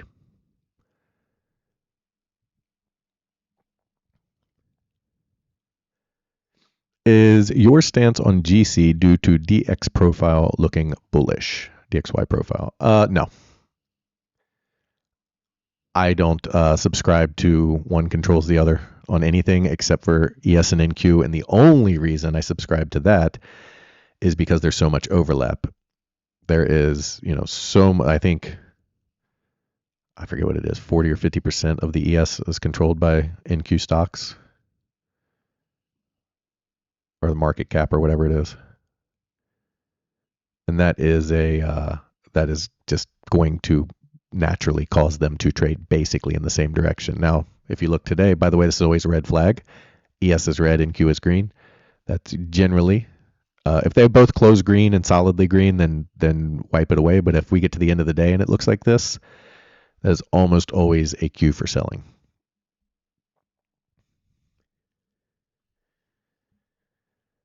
But no, I don't subscribe to when the market's up, gold is down, and vice versa, or I don't subscribe to the dollar and gold being inverse. I'm sure there are correlations at times. I know there are, but that to me, it's all about structure. It's all about price action. It's all about what is happening in the market based on where the money is and how it's moving.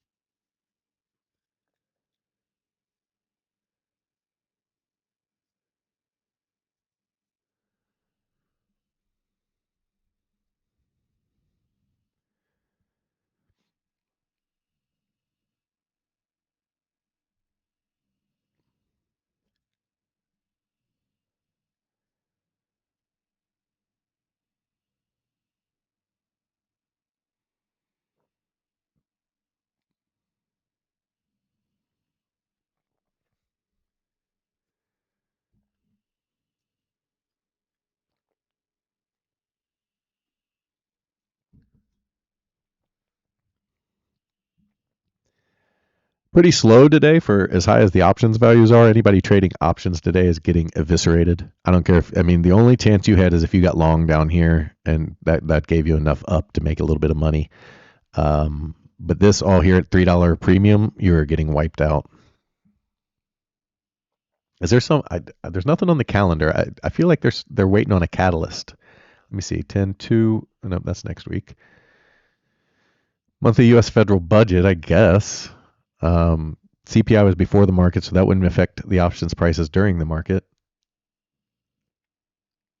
I mean, it does a little because there's always a little bit of volatility around CPI during the day left over, but I mean, that wouldn't be the core driver in my opinion. I feel like there's something they're waiting on or thinking is going to happen to be a catalyst today. I don't know what it is. But yeah, your opening option price was about 735 roughly, and those were selling for about $3 a piece, and they are now worth a whopping $3.40. So you made about 10% so far. If you've held it all day, you probably could have made a little up here. Actually, no, your opening options price was 733, so about 734 we'd call it.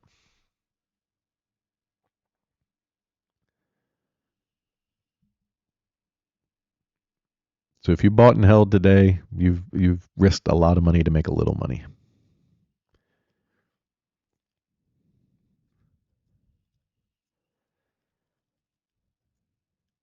In options anyway. This is I feel like there is I guess this selling at the beginning, let's see, 733 down to 731, and then they came back up to 738. So that's a 70-point rip on the ES. I mean, that's a pretty good chunk. And a 7-point rip on the SPY is pretty good, but that's still not the volatility. This is more of this strikes me as more of a low volatility day. A quick sell off at the open down to support, into VWAP, buy VWAP, grind it higher. So I'd watch out for some selling here. Something's not sitting right. Maybe an afternoon sell off, or maybe now. I mean, looks like they're starting to sell some now. They're coming into some support here on the left side of the screen.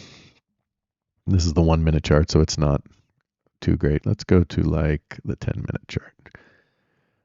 Yeah, support right here at about 70. So they're through support now.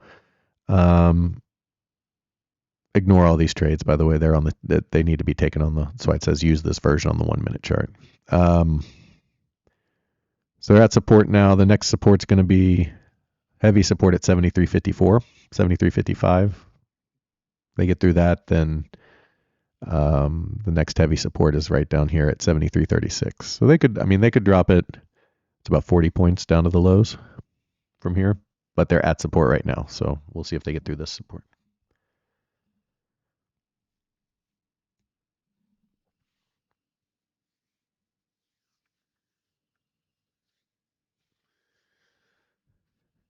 Well, I'm going to give them till 11 to see if they can set up a buying opportunity. It doesn't look like they're going to.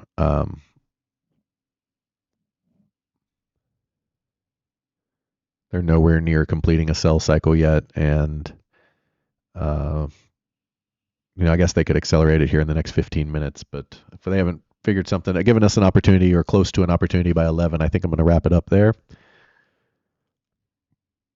Another slow day for trading. The Wednesday curse continued. Well, we did have the long here that worked out. But the Wednesday curse in general of slow trading and nothing happening continues. Hopefully my conversation wasn't too boring or too overly political. I try to stay out of the politics realm because I hate all of them equally. I think Democrats and Republicans are idiots, not the people, not the people who make up the party, the actual politicians themselves. They're all just out for their own power and greed and looking out for themselves. So I have no interest in either of them. I have an interest in completely starting over with a whole new group of politicians. That'd be neat.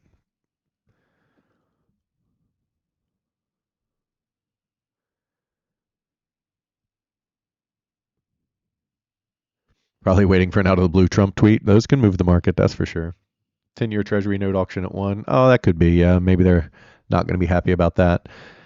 We'll see how that goes, I guess. That could be the catalyst. I didn't see that on there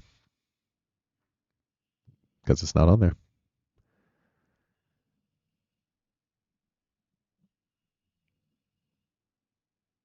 Is the move from yesterday's low ABC up or more bullish as you see in the market today? I would say it's more corrective, honestly. Let me look at the overall structure again. Let me see here. So in general, there's not a great wave 2 down here. I mean, I guess I'd have to see how this bar played out exactly. Let me go to the 5-minute.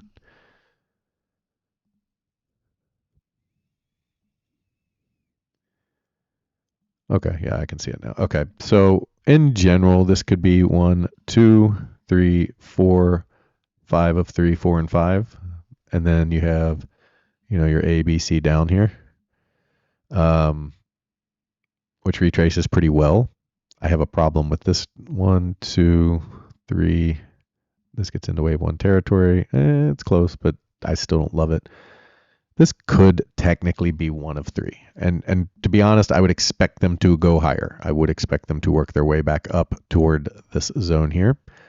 If I look at the targets for this, the 1.0 is right in the neighborhood of that area. And then the 2.0 is going to be 7608, so it's not even to the highs. That you're going to have to get an extended wave 3. Overall, it feels corrective to me. It looks corrective. This wave here is not great. So the first wave I can get on board with. I have no problem with that one being a 5-wave move, but remember, A waves can be 5-wave moves. So that doesn't seal anything or make me think, oh my gosh, here we go. Especially considering, let me look at the fibs on this now. Let's take some of these off of here. If we call this low a 1, 2, which again, I don't love, but we'll see. So they came up to the 1.0 and back below the 618. So yeah, I personally don't love this move up. It should be a C wave either way. So now it's starting to look like a diagonal, and it did get into wave 1 territory. Okay. And it gets into wave 1 territory, so that's not good. So in general, I would look at this as corrective with selling to come, but I would like to see them go higher first. I would like to see them up in this zone here. And the 1.0 basically comes into this high right here that they poked above and absolutely sold off like crazy. So corrective would be my primary here.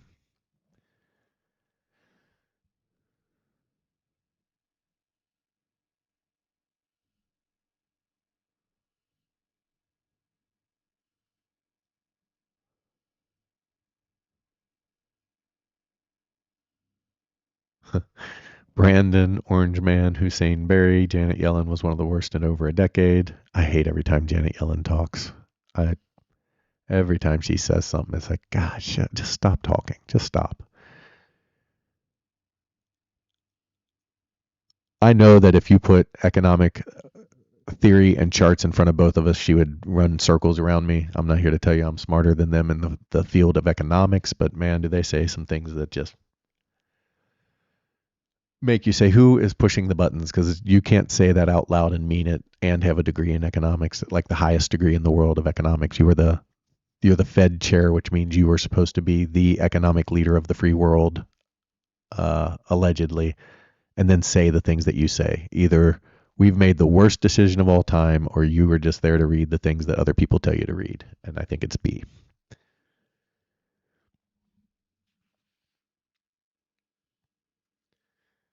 Exactly. That's a great one. Once Janet Yellen said printing money doesn't cause inflation, I couldn't take anything seriously. Yeah. They just come up with some things that you're like, huh, okay. Sure. I'm with you. We're good. We can still get another 50 to 75 points higher in either alternative. I would prefer that, yeah. But remember, when you have a diagonal, I think I mentioned this yesterday in our room, Sean. When you have a diagonal, you don't always have to get bounces that are meaningful. So if you look at the move up, just for the ones who weren't in the room yesterday, if you look at the move up from here, this down, A, B, and then you have an ending diagonal for C. When a diagonal ends, the market sells or buys, in this case, extremely hard back to the origination point.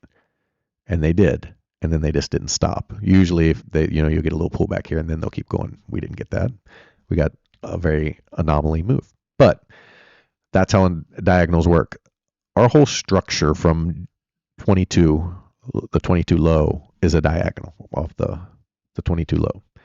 So if you're at the end of a diagonal and you're selling off, you don't have to get big bounces. You can get straight moves like this. So they don't have to bounce back to those targets. That's just the textbook version of what you would expect. So what do? We take the 80-20 rule. We say 80% of the time we expect them to come back to our level, but maybe not as much as 20%, but 10% of the time, or in the case of diagonals, you don't get those types of things to happen. So if they can't make it back up there, that wouldn't be all that shocking. It just wouldn't be textbook. And textbook happens more often than not. But again, there are anomalies. You think Tesla's going down? I kind of agree. I said that yesterday in my room too, that the structure we got to the upside wasn't what you would expect for them to go back to the highs, which means that they are likely to sell. So I'm very skeptical of Tesla going higher and making new highs, but that's just my idea. Once structure proves it, then then it's tradable. They're like real life Mad Magazine cartoons. That was good. I like you could fold Mad Magazine together and make a new picture. It's like Spy versus Spy.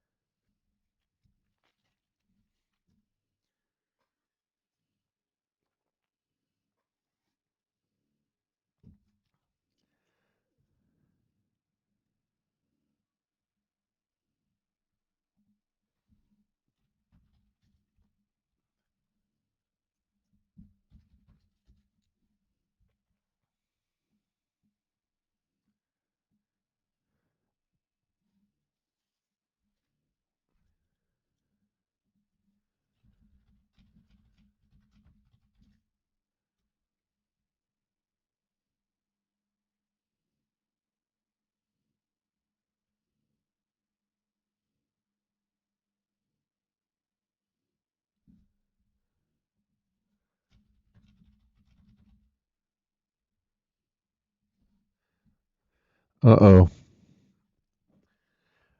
Young Jock said to meet him in the club because it's going down. Look at that hip music reference I just pulled out for you guys. That's right. I know Young Jock. I'm so full of stupidity. It's stupid.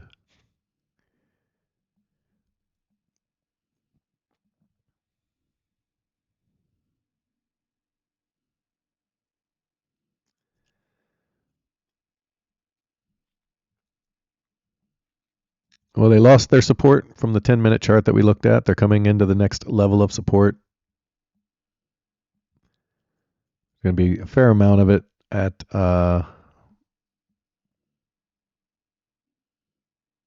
still the 1-minute chart, so it's not as good. Let's look over here.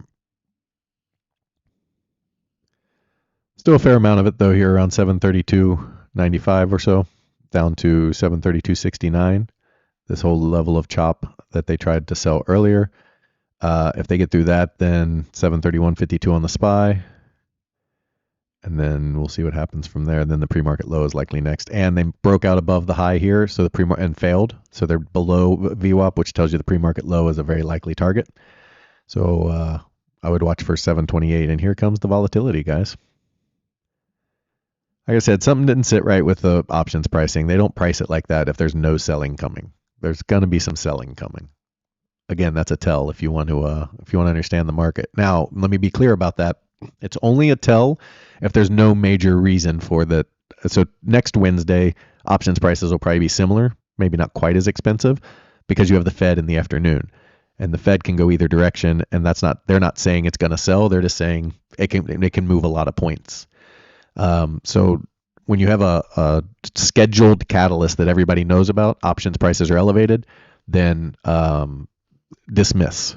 But if it's just a random Wednesday like today and CPI was before the bell, so it's not really affecting volatility that much, that's a red flag. There's something wrong. There's not going to be just bulls get to run it forever today.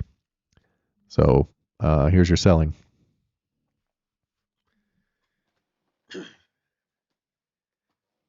And perhaps going back to your question, no, it's not a trend day.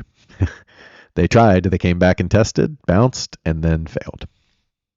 So when they fail, that is a very bad size. Well, it's a failed breakout, which means they're going to return to the pre-market low most of the time.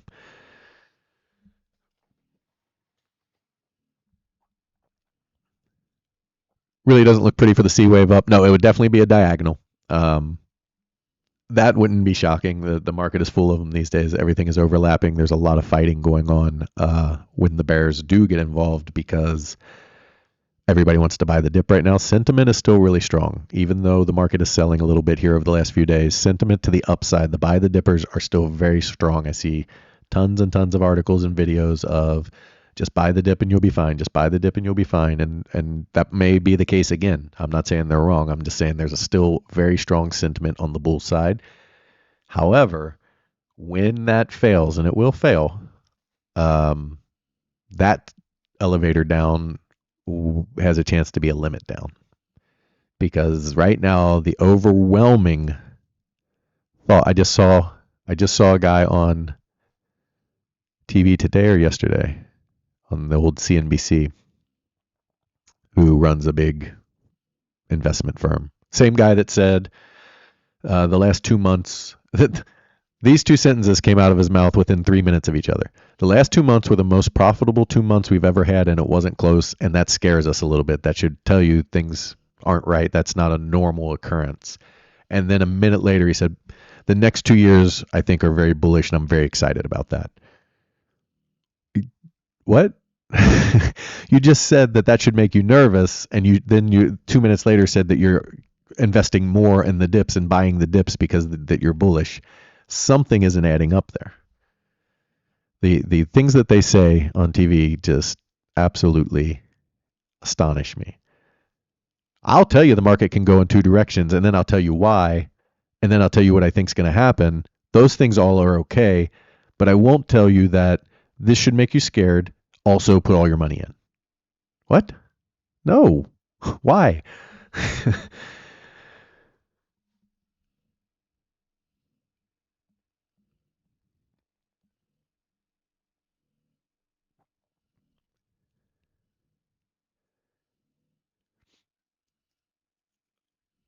Pivot Point Pro is doing its job for you. What do you got? What are you getting? Sell? Did you get a sell signal? Oh, maybe Nasdaq gave one, huh? No, Nasdaq. Well, I don't know. You might have got one on the Nasdaq. If you don't know, if you've never used Pivot Point Pro, you're not sure how it works. Came into this support right here. This was where the buyers were this morning.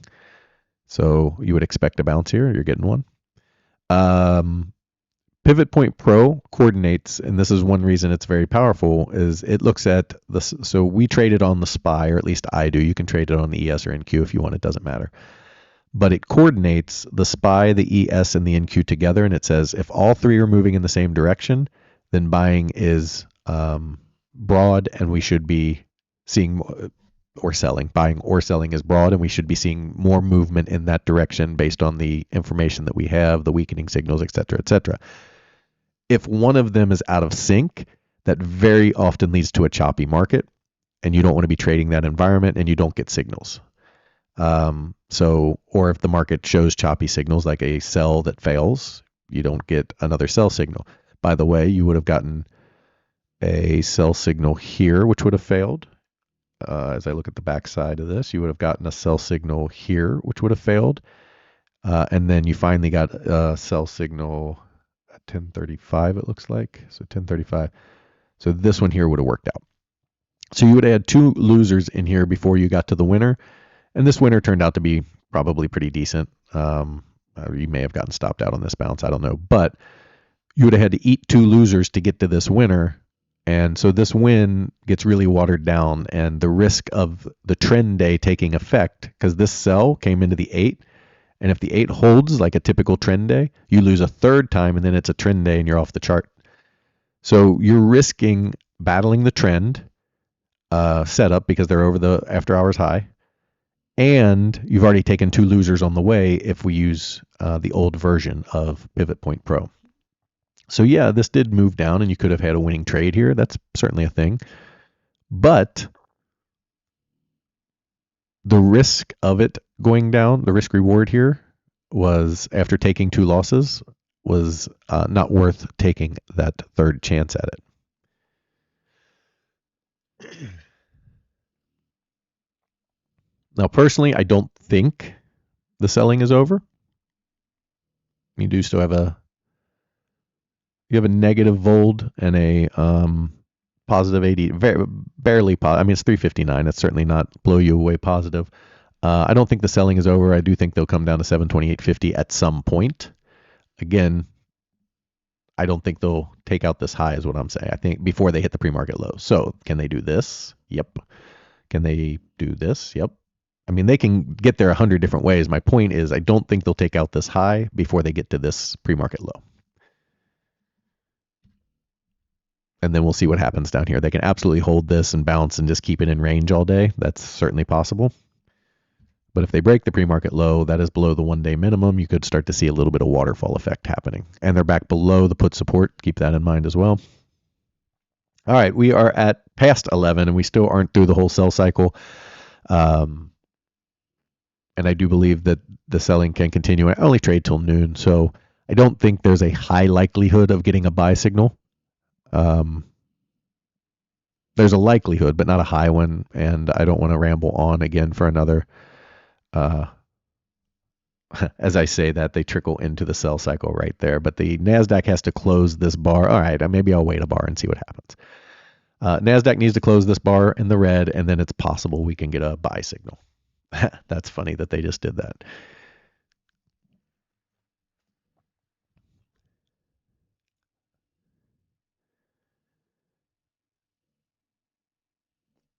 Here's a tell for you. If this is support, which it is, today's low, 731.50, and they come down, and you're expecting this to hit this support, right?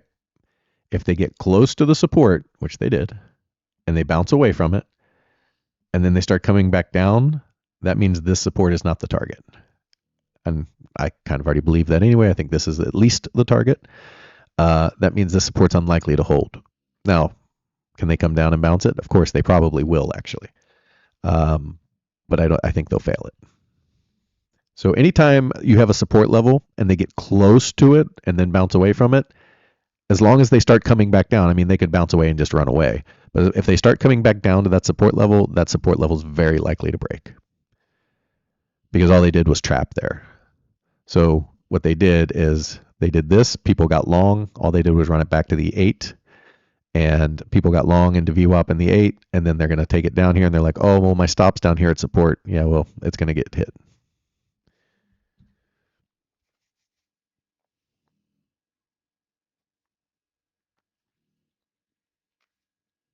And because it's going to get hit, these buyers who got in late on this bounce have to flip to a sell, which drives price down, which breaks support, and so on. Price action is the most important thing you can learn in trading. And I will tell you that Elliott Wave Theory is built off of price action. So that's why I love Elliott Wave Theory. It doesn't tell you it's built off price action. It tells you it's built off waves and fibs. It is. All of that is based off of price action, though. The way that all was derived scientifically, which it was derived scientifically, is off of price action. Do I have any views on the SpaceX IPO? Rewind the video, sir. About an hour ago, I gave those.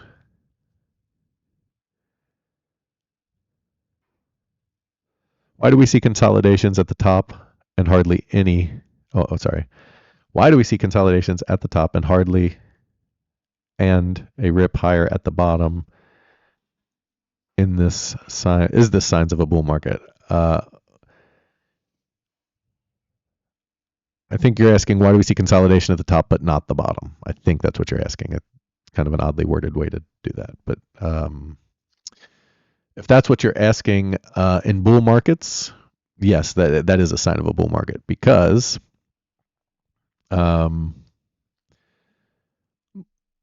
aren't enough bears to explode price right now.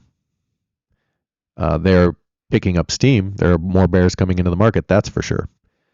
But until the institutions want to sell, which is kind of look like what happened Friday and Tuesday, until the institutions want to sell, the market's going to go up. So when it comes down to a place where people can buy at a bargain, everybody's waiting for that. So you have 1 million people sitting there waiting for that support level to hit. You get a V-shaped recovery off of the low, and they squeeze higher. On the flip side of that, when they get to the highs, everybody's wondering if they should take profit or see if it breaks through. So they'll give it time. You're not getting a bunch of buyers, or you shouldn't be getting a bunch of buyers at the highs unless they break out and get a breakout setup. Then you'll get a bunch of buyers. But they consolidate up there because the bears are too weak to push price down because you have so many bulls.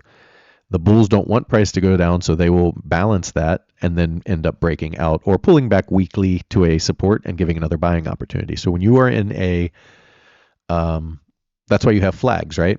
So when you have an explosion up and then you get to the resistance and the bears are weak and don't really want, you have an explosion up, so the sellers really don't want to sell up here because the bulls are so strong. And so what they do is they push it down a little bit. The bulls take it back up. The sellers try again for however many times they want to try. And then when the breakout occurs, you get another explosion higher because sellers have been eviscerated and there's nobody there to stop them. So they're able to push through the resistance and buy price higher and continue to bid it higher. To the downside, when you see this, they come back down into support, and since it's a bull market and you have more buyers than sellers and pressure remains up when you're above support, many times I say pressure remains up or pressure remains down. All that means is as long as we're above support, when support lines get hit, buyers are going to have enough buying pressure to continue to push the market until support breaks. Major support, not upper support. So as long as we come into support zones, you should expect it to get bought when we're above support. Pressure is sitting on support zones. When we are in a selling market, when it comes back up into resistance zones, the pressure is sitting at those zones to push the market lower. So you have to be able to build energy. Buyers need sellers, sellers need buyers. So, quick lesson. Market moves up to X level.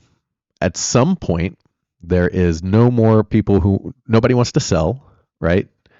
And nobody wants to buy. It's too high to buy. It's too strong to sell. So the institutions say, well, we want to take price higher, but we can't do that without any sellers. We need sellers to take the price higher. Because if we're going to buy the market, what has to happen? They have to have somebody to sell it to. If there's nobody to sell it to, market's going to stagnate or go down. But nobody wants to sell the market here strong enough to take out the buyers. And so what happens is the market's going to sit and consolidate until something happens. That can be sellers say, oh, look at this consolidation. They're failing here. It's going to go down. And you could get some sellers that way. You don't typically get as many. More often than not, you flag and go higher. Or the institutions can say, we need sellers to return to the market. How can we do that? Okay, well, here's a level. We're going to sell strongly off of that level. We're going to create an illusion of selling. We're going to trap a whole bunch of sellers that get in late. Then when we get to a support zone, we're going to absolutely make it so the sellers can't get out the way they want to. So they're going to squeeze super high, which, by the way, they just took out the low, like I said. They're going to squeeze incredibly hard to make sure that any sellers that got in late panic and have to flip into a buy, which creates pressure to the upside. So now all of the sellers that you just created by making a selling movement, all the late sellers pile in, and you use all of that energy to take price to a new level. Because what happens is the smarter, quote unquote, sellers are still sitting up here going, hey, this is a selling zone. We're going to be waiting for price to get back here, and we're going to sell from there. Well, When they get back there, they've created enough energy from all of the people who tried to sell on the way down who are now flipping into buying that they do this.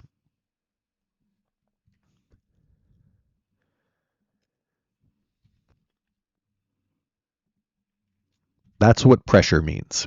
When I say pressure is up or pressure is down, people who I used to get YouTube comments all the time. What does that even mean? You just say stupid things. Thank you for outing yourself as how smart you are. No, educate yourself on how the market works. And I'm not saying you, I'm saying the people who make rude comments for no reason. Educate yourself on how the market works, and it almost becomes not simple. The market's never simple. Let me be clear about that. But it almost becomes like a conversation. The market's telling you something, you should listen. Here's the market telling you something, right? I'll show you exactly what I mean. So here's your low. They just took out this low. Now, it can't happen on the same bar. The same bar is irrelevant. But they've taken out this low. So let's say this low holds for a minute, and the next bar comes up here. If the next push down can't take out this low and they come back here, that's going to be a squeeze. If the next bar down takes out the low, continuation. So the market talks to you all the time if you listen and if you know what you're looking for. It's telling you exactly what it's preparing to do most of the time. Again, not simple at all, but useful. So that's why you see those types of things. The selling in a bull market is more of an energy creation for higher highs, as long as support continues to hold. If support breaks, then you have a change in character of the market. That's why they call that a change in character, because the character of the market right now is when it hits support, we're going higher. If they break support, then you have a change in character and we're going lower. So this is a short-term little mini change of character. This was the last low. They broke that low. So we're going lower. Now this is the major low of the day, the overnight low. It's not a real for the purpose of today's range, it is a major low. So hopefully that helps some of you understand a little bit more about how market dynamics work.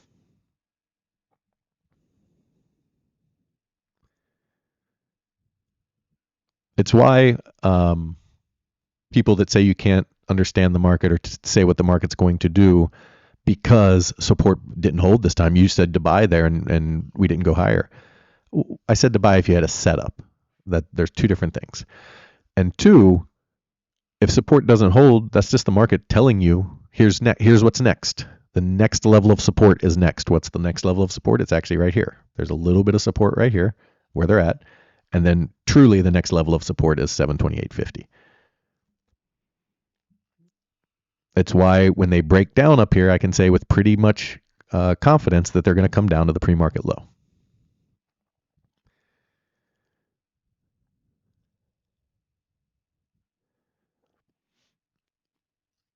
And look, you come into this little mini support and you get a mini bounce. You might get a bigger bounce. I'm not saying that the bounce is over, but you can see that price reacts the same way every time it comes into support. It rarely just eviscerates support or resistance. It does occasionally, for sure, but rarely does it come into any level and just blow through it like it's not even there. Now, on the way up, that's why this market was so hard to deal with on the way up. They did it left and right. I mean, every resistance was just run through like it wasn't there. It's crazy. I've honestly not seen that kind of strength in a long, ever. I don't know, ever maybe. For that sustained amount of time. You'll see it from time to time and then they'll pull back and reset. But that sustained for a month and a half, just nothing stopped it. It was crazy. I mean, that was a very, very rare event. When you're referring to they, obviously you mean market makers. How do so many market makers coordinate their moves? I know Bloomberg Terminal gives access to IM messaging system, but what is your thought? So somebody told me to listen to Confessions of a Market Maker. I don't know who it was. But back in the old days, they would make phone calls and say, hey, we have big orders coming in. We need to do things. So I would assume with texting and computers and everything else, they can do that pretty quickly. But when I say they, I'm referring to more accurately institutions, not market makers. So market makers are the bookkeepers of the market. They want liquidity and they want even Steven markets. So they want all of the buying and all of the selling to be equal. They want, if there's 100 buyers, 100 shares being bought, they want 100 shares being sold. So they are trying to create zero delta. Institutions are trying to manipulate you, and market makers are too. Don't get me wrong. The market makers know how the institutions work, so they end up kind of working together. If the market makers need price to go back up because they're in trouble, they're looking for institutions to set a buying level so that they can get on board with buying on the same side as the institutions. If they want the price to go down, same thing. Right now, market makers kind of want the price to go up because now they're hedging. They're under the major zones that they want to hold, and that creates problems for them. So they're at the 1 day minimum. If you don't know what the 1 day min and max are, I treat them as shorelines of the market. They tend to hold most days. However, just like a shoreline, we know where the water's coming up to on hurricane days. That shoreline doesn't matter. The market just keeps on going. The water just keeps on going up into houses and roads and everything else. So there are days that you have hurricanes and the 1 day minimum or maximum doesn't matter. And that's when the market makers are very much underwater. They are well below the put support at 735. They're now below their last level of defense, which is where they expect price to exhaust based on their data and what they need to happen. And they will defend hard most of the time here. They're coming into this support. So those generally hold. But again, you want to see a setup. You want to see them do this, and then they never really came back. But oh yeah, they did. Sorry, did this make a new? Let me look at this real quick. Yeah, perfect. So even though it's barely, they got below, came up, came back down, held the low, got back to price. What happened? Gone. Right? It's almost always the same look.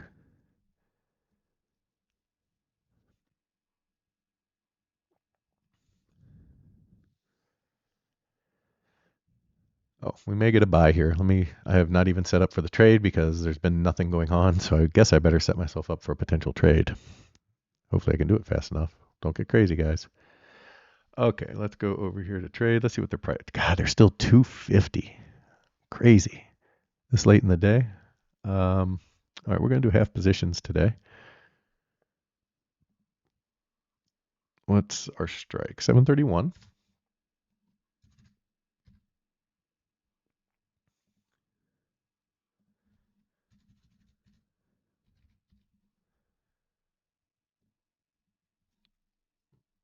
I'm hoping if we get a buy signal, we have enough room to run back up to the 8 and make a little money on it.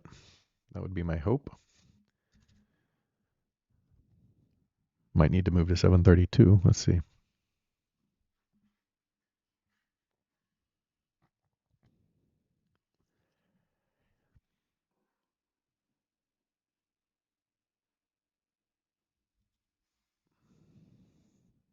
If I'm being honest, I hope they just kind of fail and go down. I don't think this is an amazing buying opportunity.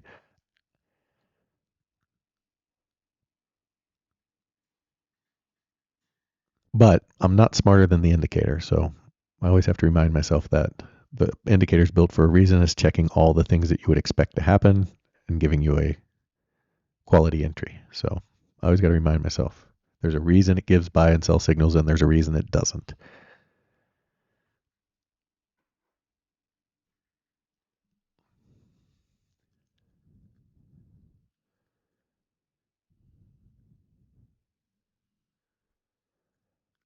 Okay, I'm going to go to 732 now for my strike.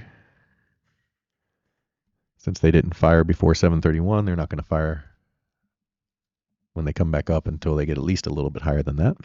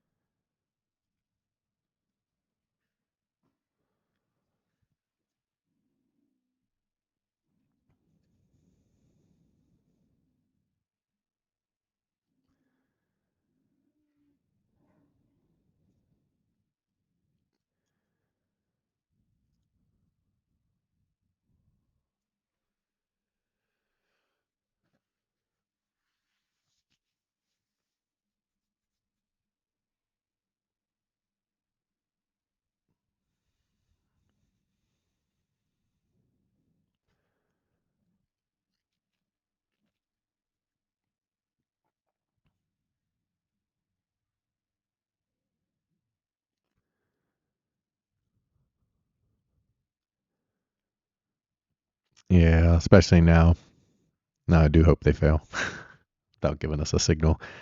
The problem is the selling was so strong, it's going to take a fair amount of buying to get price flipped, and that 8 is looming right above us, which is the trend day down, momentum down line, and getting through that is going to be very tough.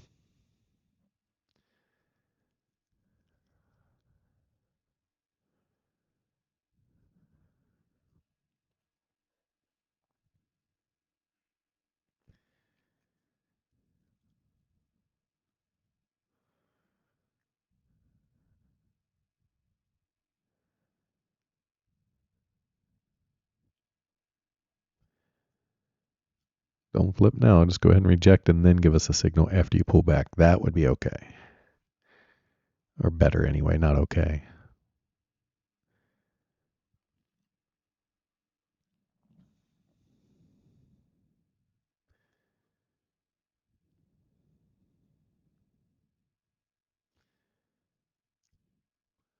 The biggest issue with high volatility options is that they move quite a bit. The price moves quite a bit. So when you have a 50-cent stop, which is our standard stop on SPY options, 50 cent a price. It's like 731.70 would be 731.20.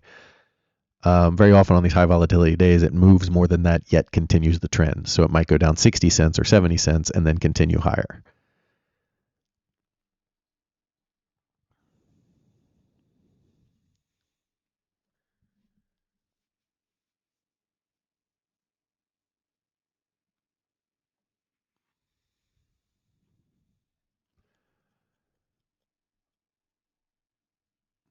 By holding their breath, see what happens.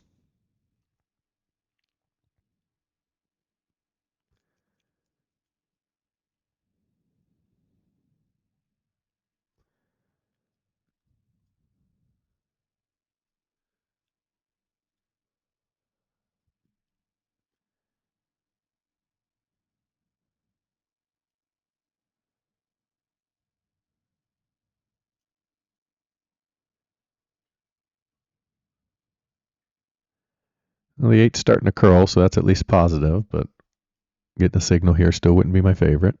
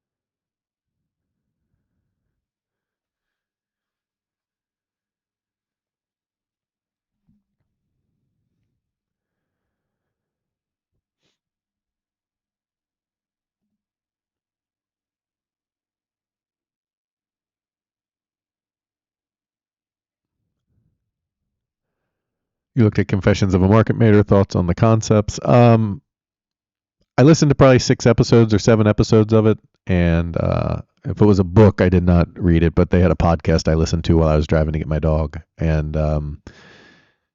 the guy who was the market maker, it's everything you think is true, on how they kind of have to manipulate price to trap certain things, people, big orders and things like that, to make sure that they're covered because they can lose millions of dollars pretty quickly, and they don't want to do that. I thought it was an interesting listen though. And then they had a lot of stock traders on there and stuff that were interesting. Some of their concepts were interesting. You feel like it's a trend day down with a lower low and lower highs on NQ. I'd have to look at NQ. I don't know.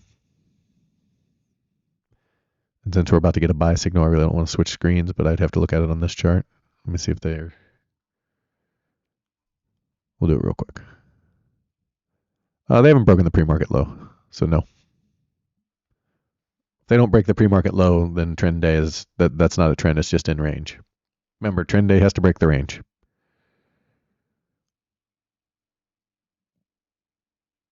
There's very specific qualifications for a trend day. I went over them earlier in the video if you want to go back and look.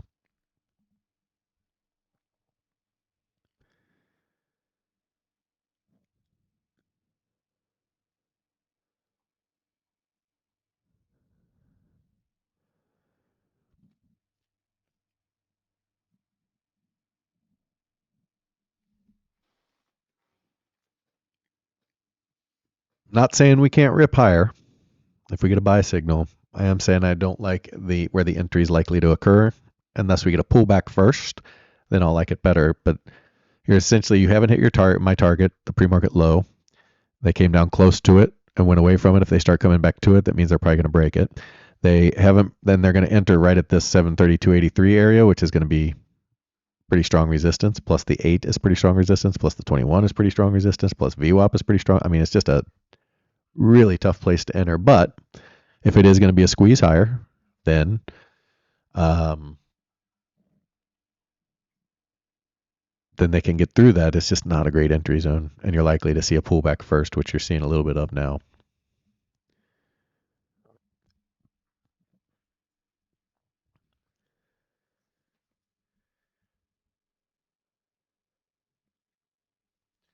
Okay, not bad. They pull back off of it. Now we'll see what they do here. This will be the key bar.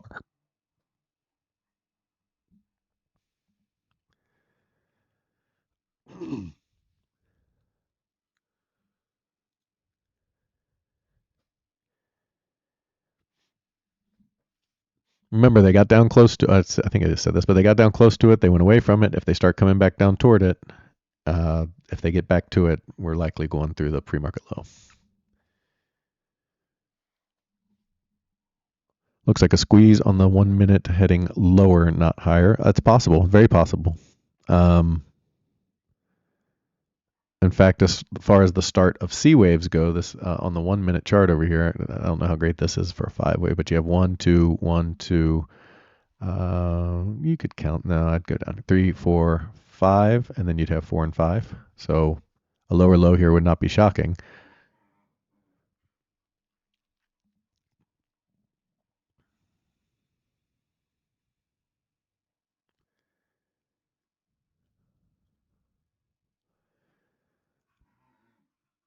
Pulling away from the 8 and getting there for the third time, if they enter now, would at least be better. I still don't love it as an entry, but they're more likely to break through the more times they touch it.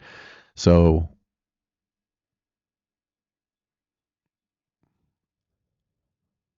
that will be a positive, I guess.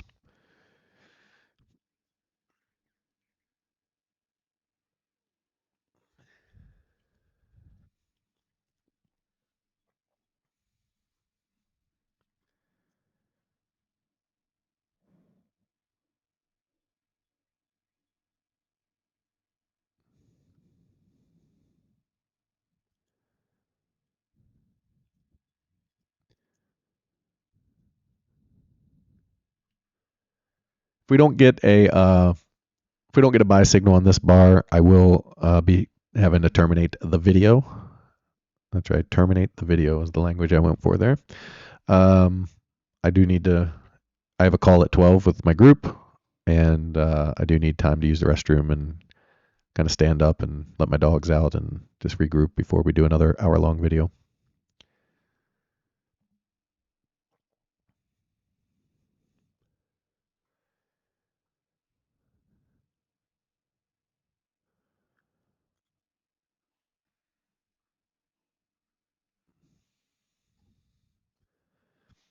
Sell on the 1 minute. I mean, that's okay. You got to start somewhere, but I don't put too much stock into what the 1 minute chart says.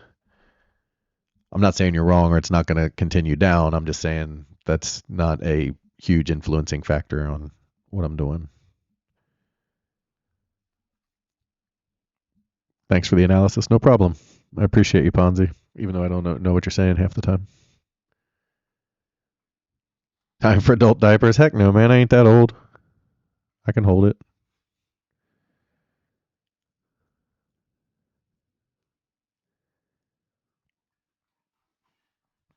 The dogs are the ones who are mad. They're in their cage right now, and they want to go out. I can hear it. And they want some water. Doggy jail.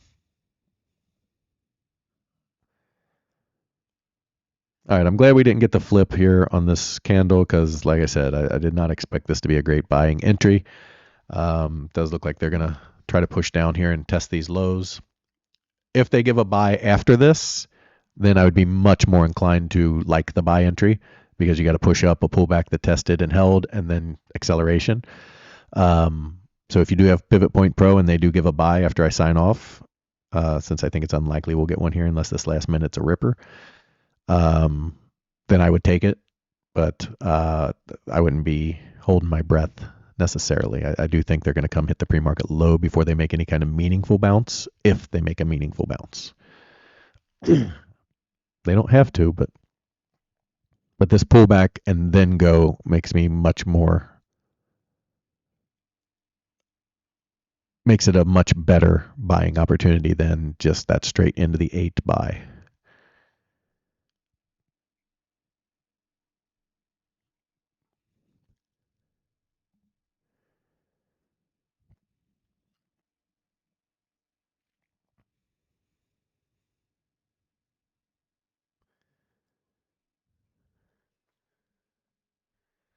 All right, guys. Like I said, if you get a buy here, I would take it. I'm going to go ahead and sign off here. I appreciate everybody being here. Sorry we didn't have much action going on today. We did get a winning sniper trade over there, and hopefully you learned something today, if nothing else, about my grumpiness about rich people.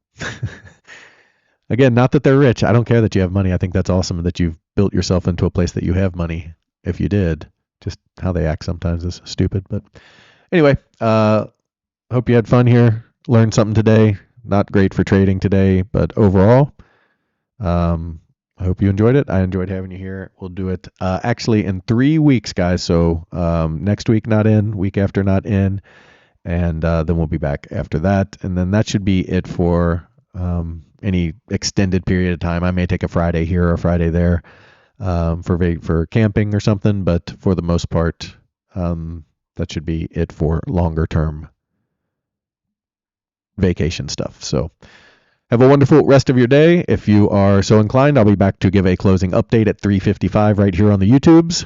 Come back and check that. If you liked it, hit subscribe, hit like, and share, please. It helps my channel a lot, and I appreciate it. Thank you guys very much.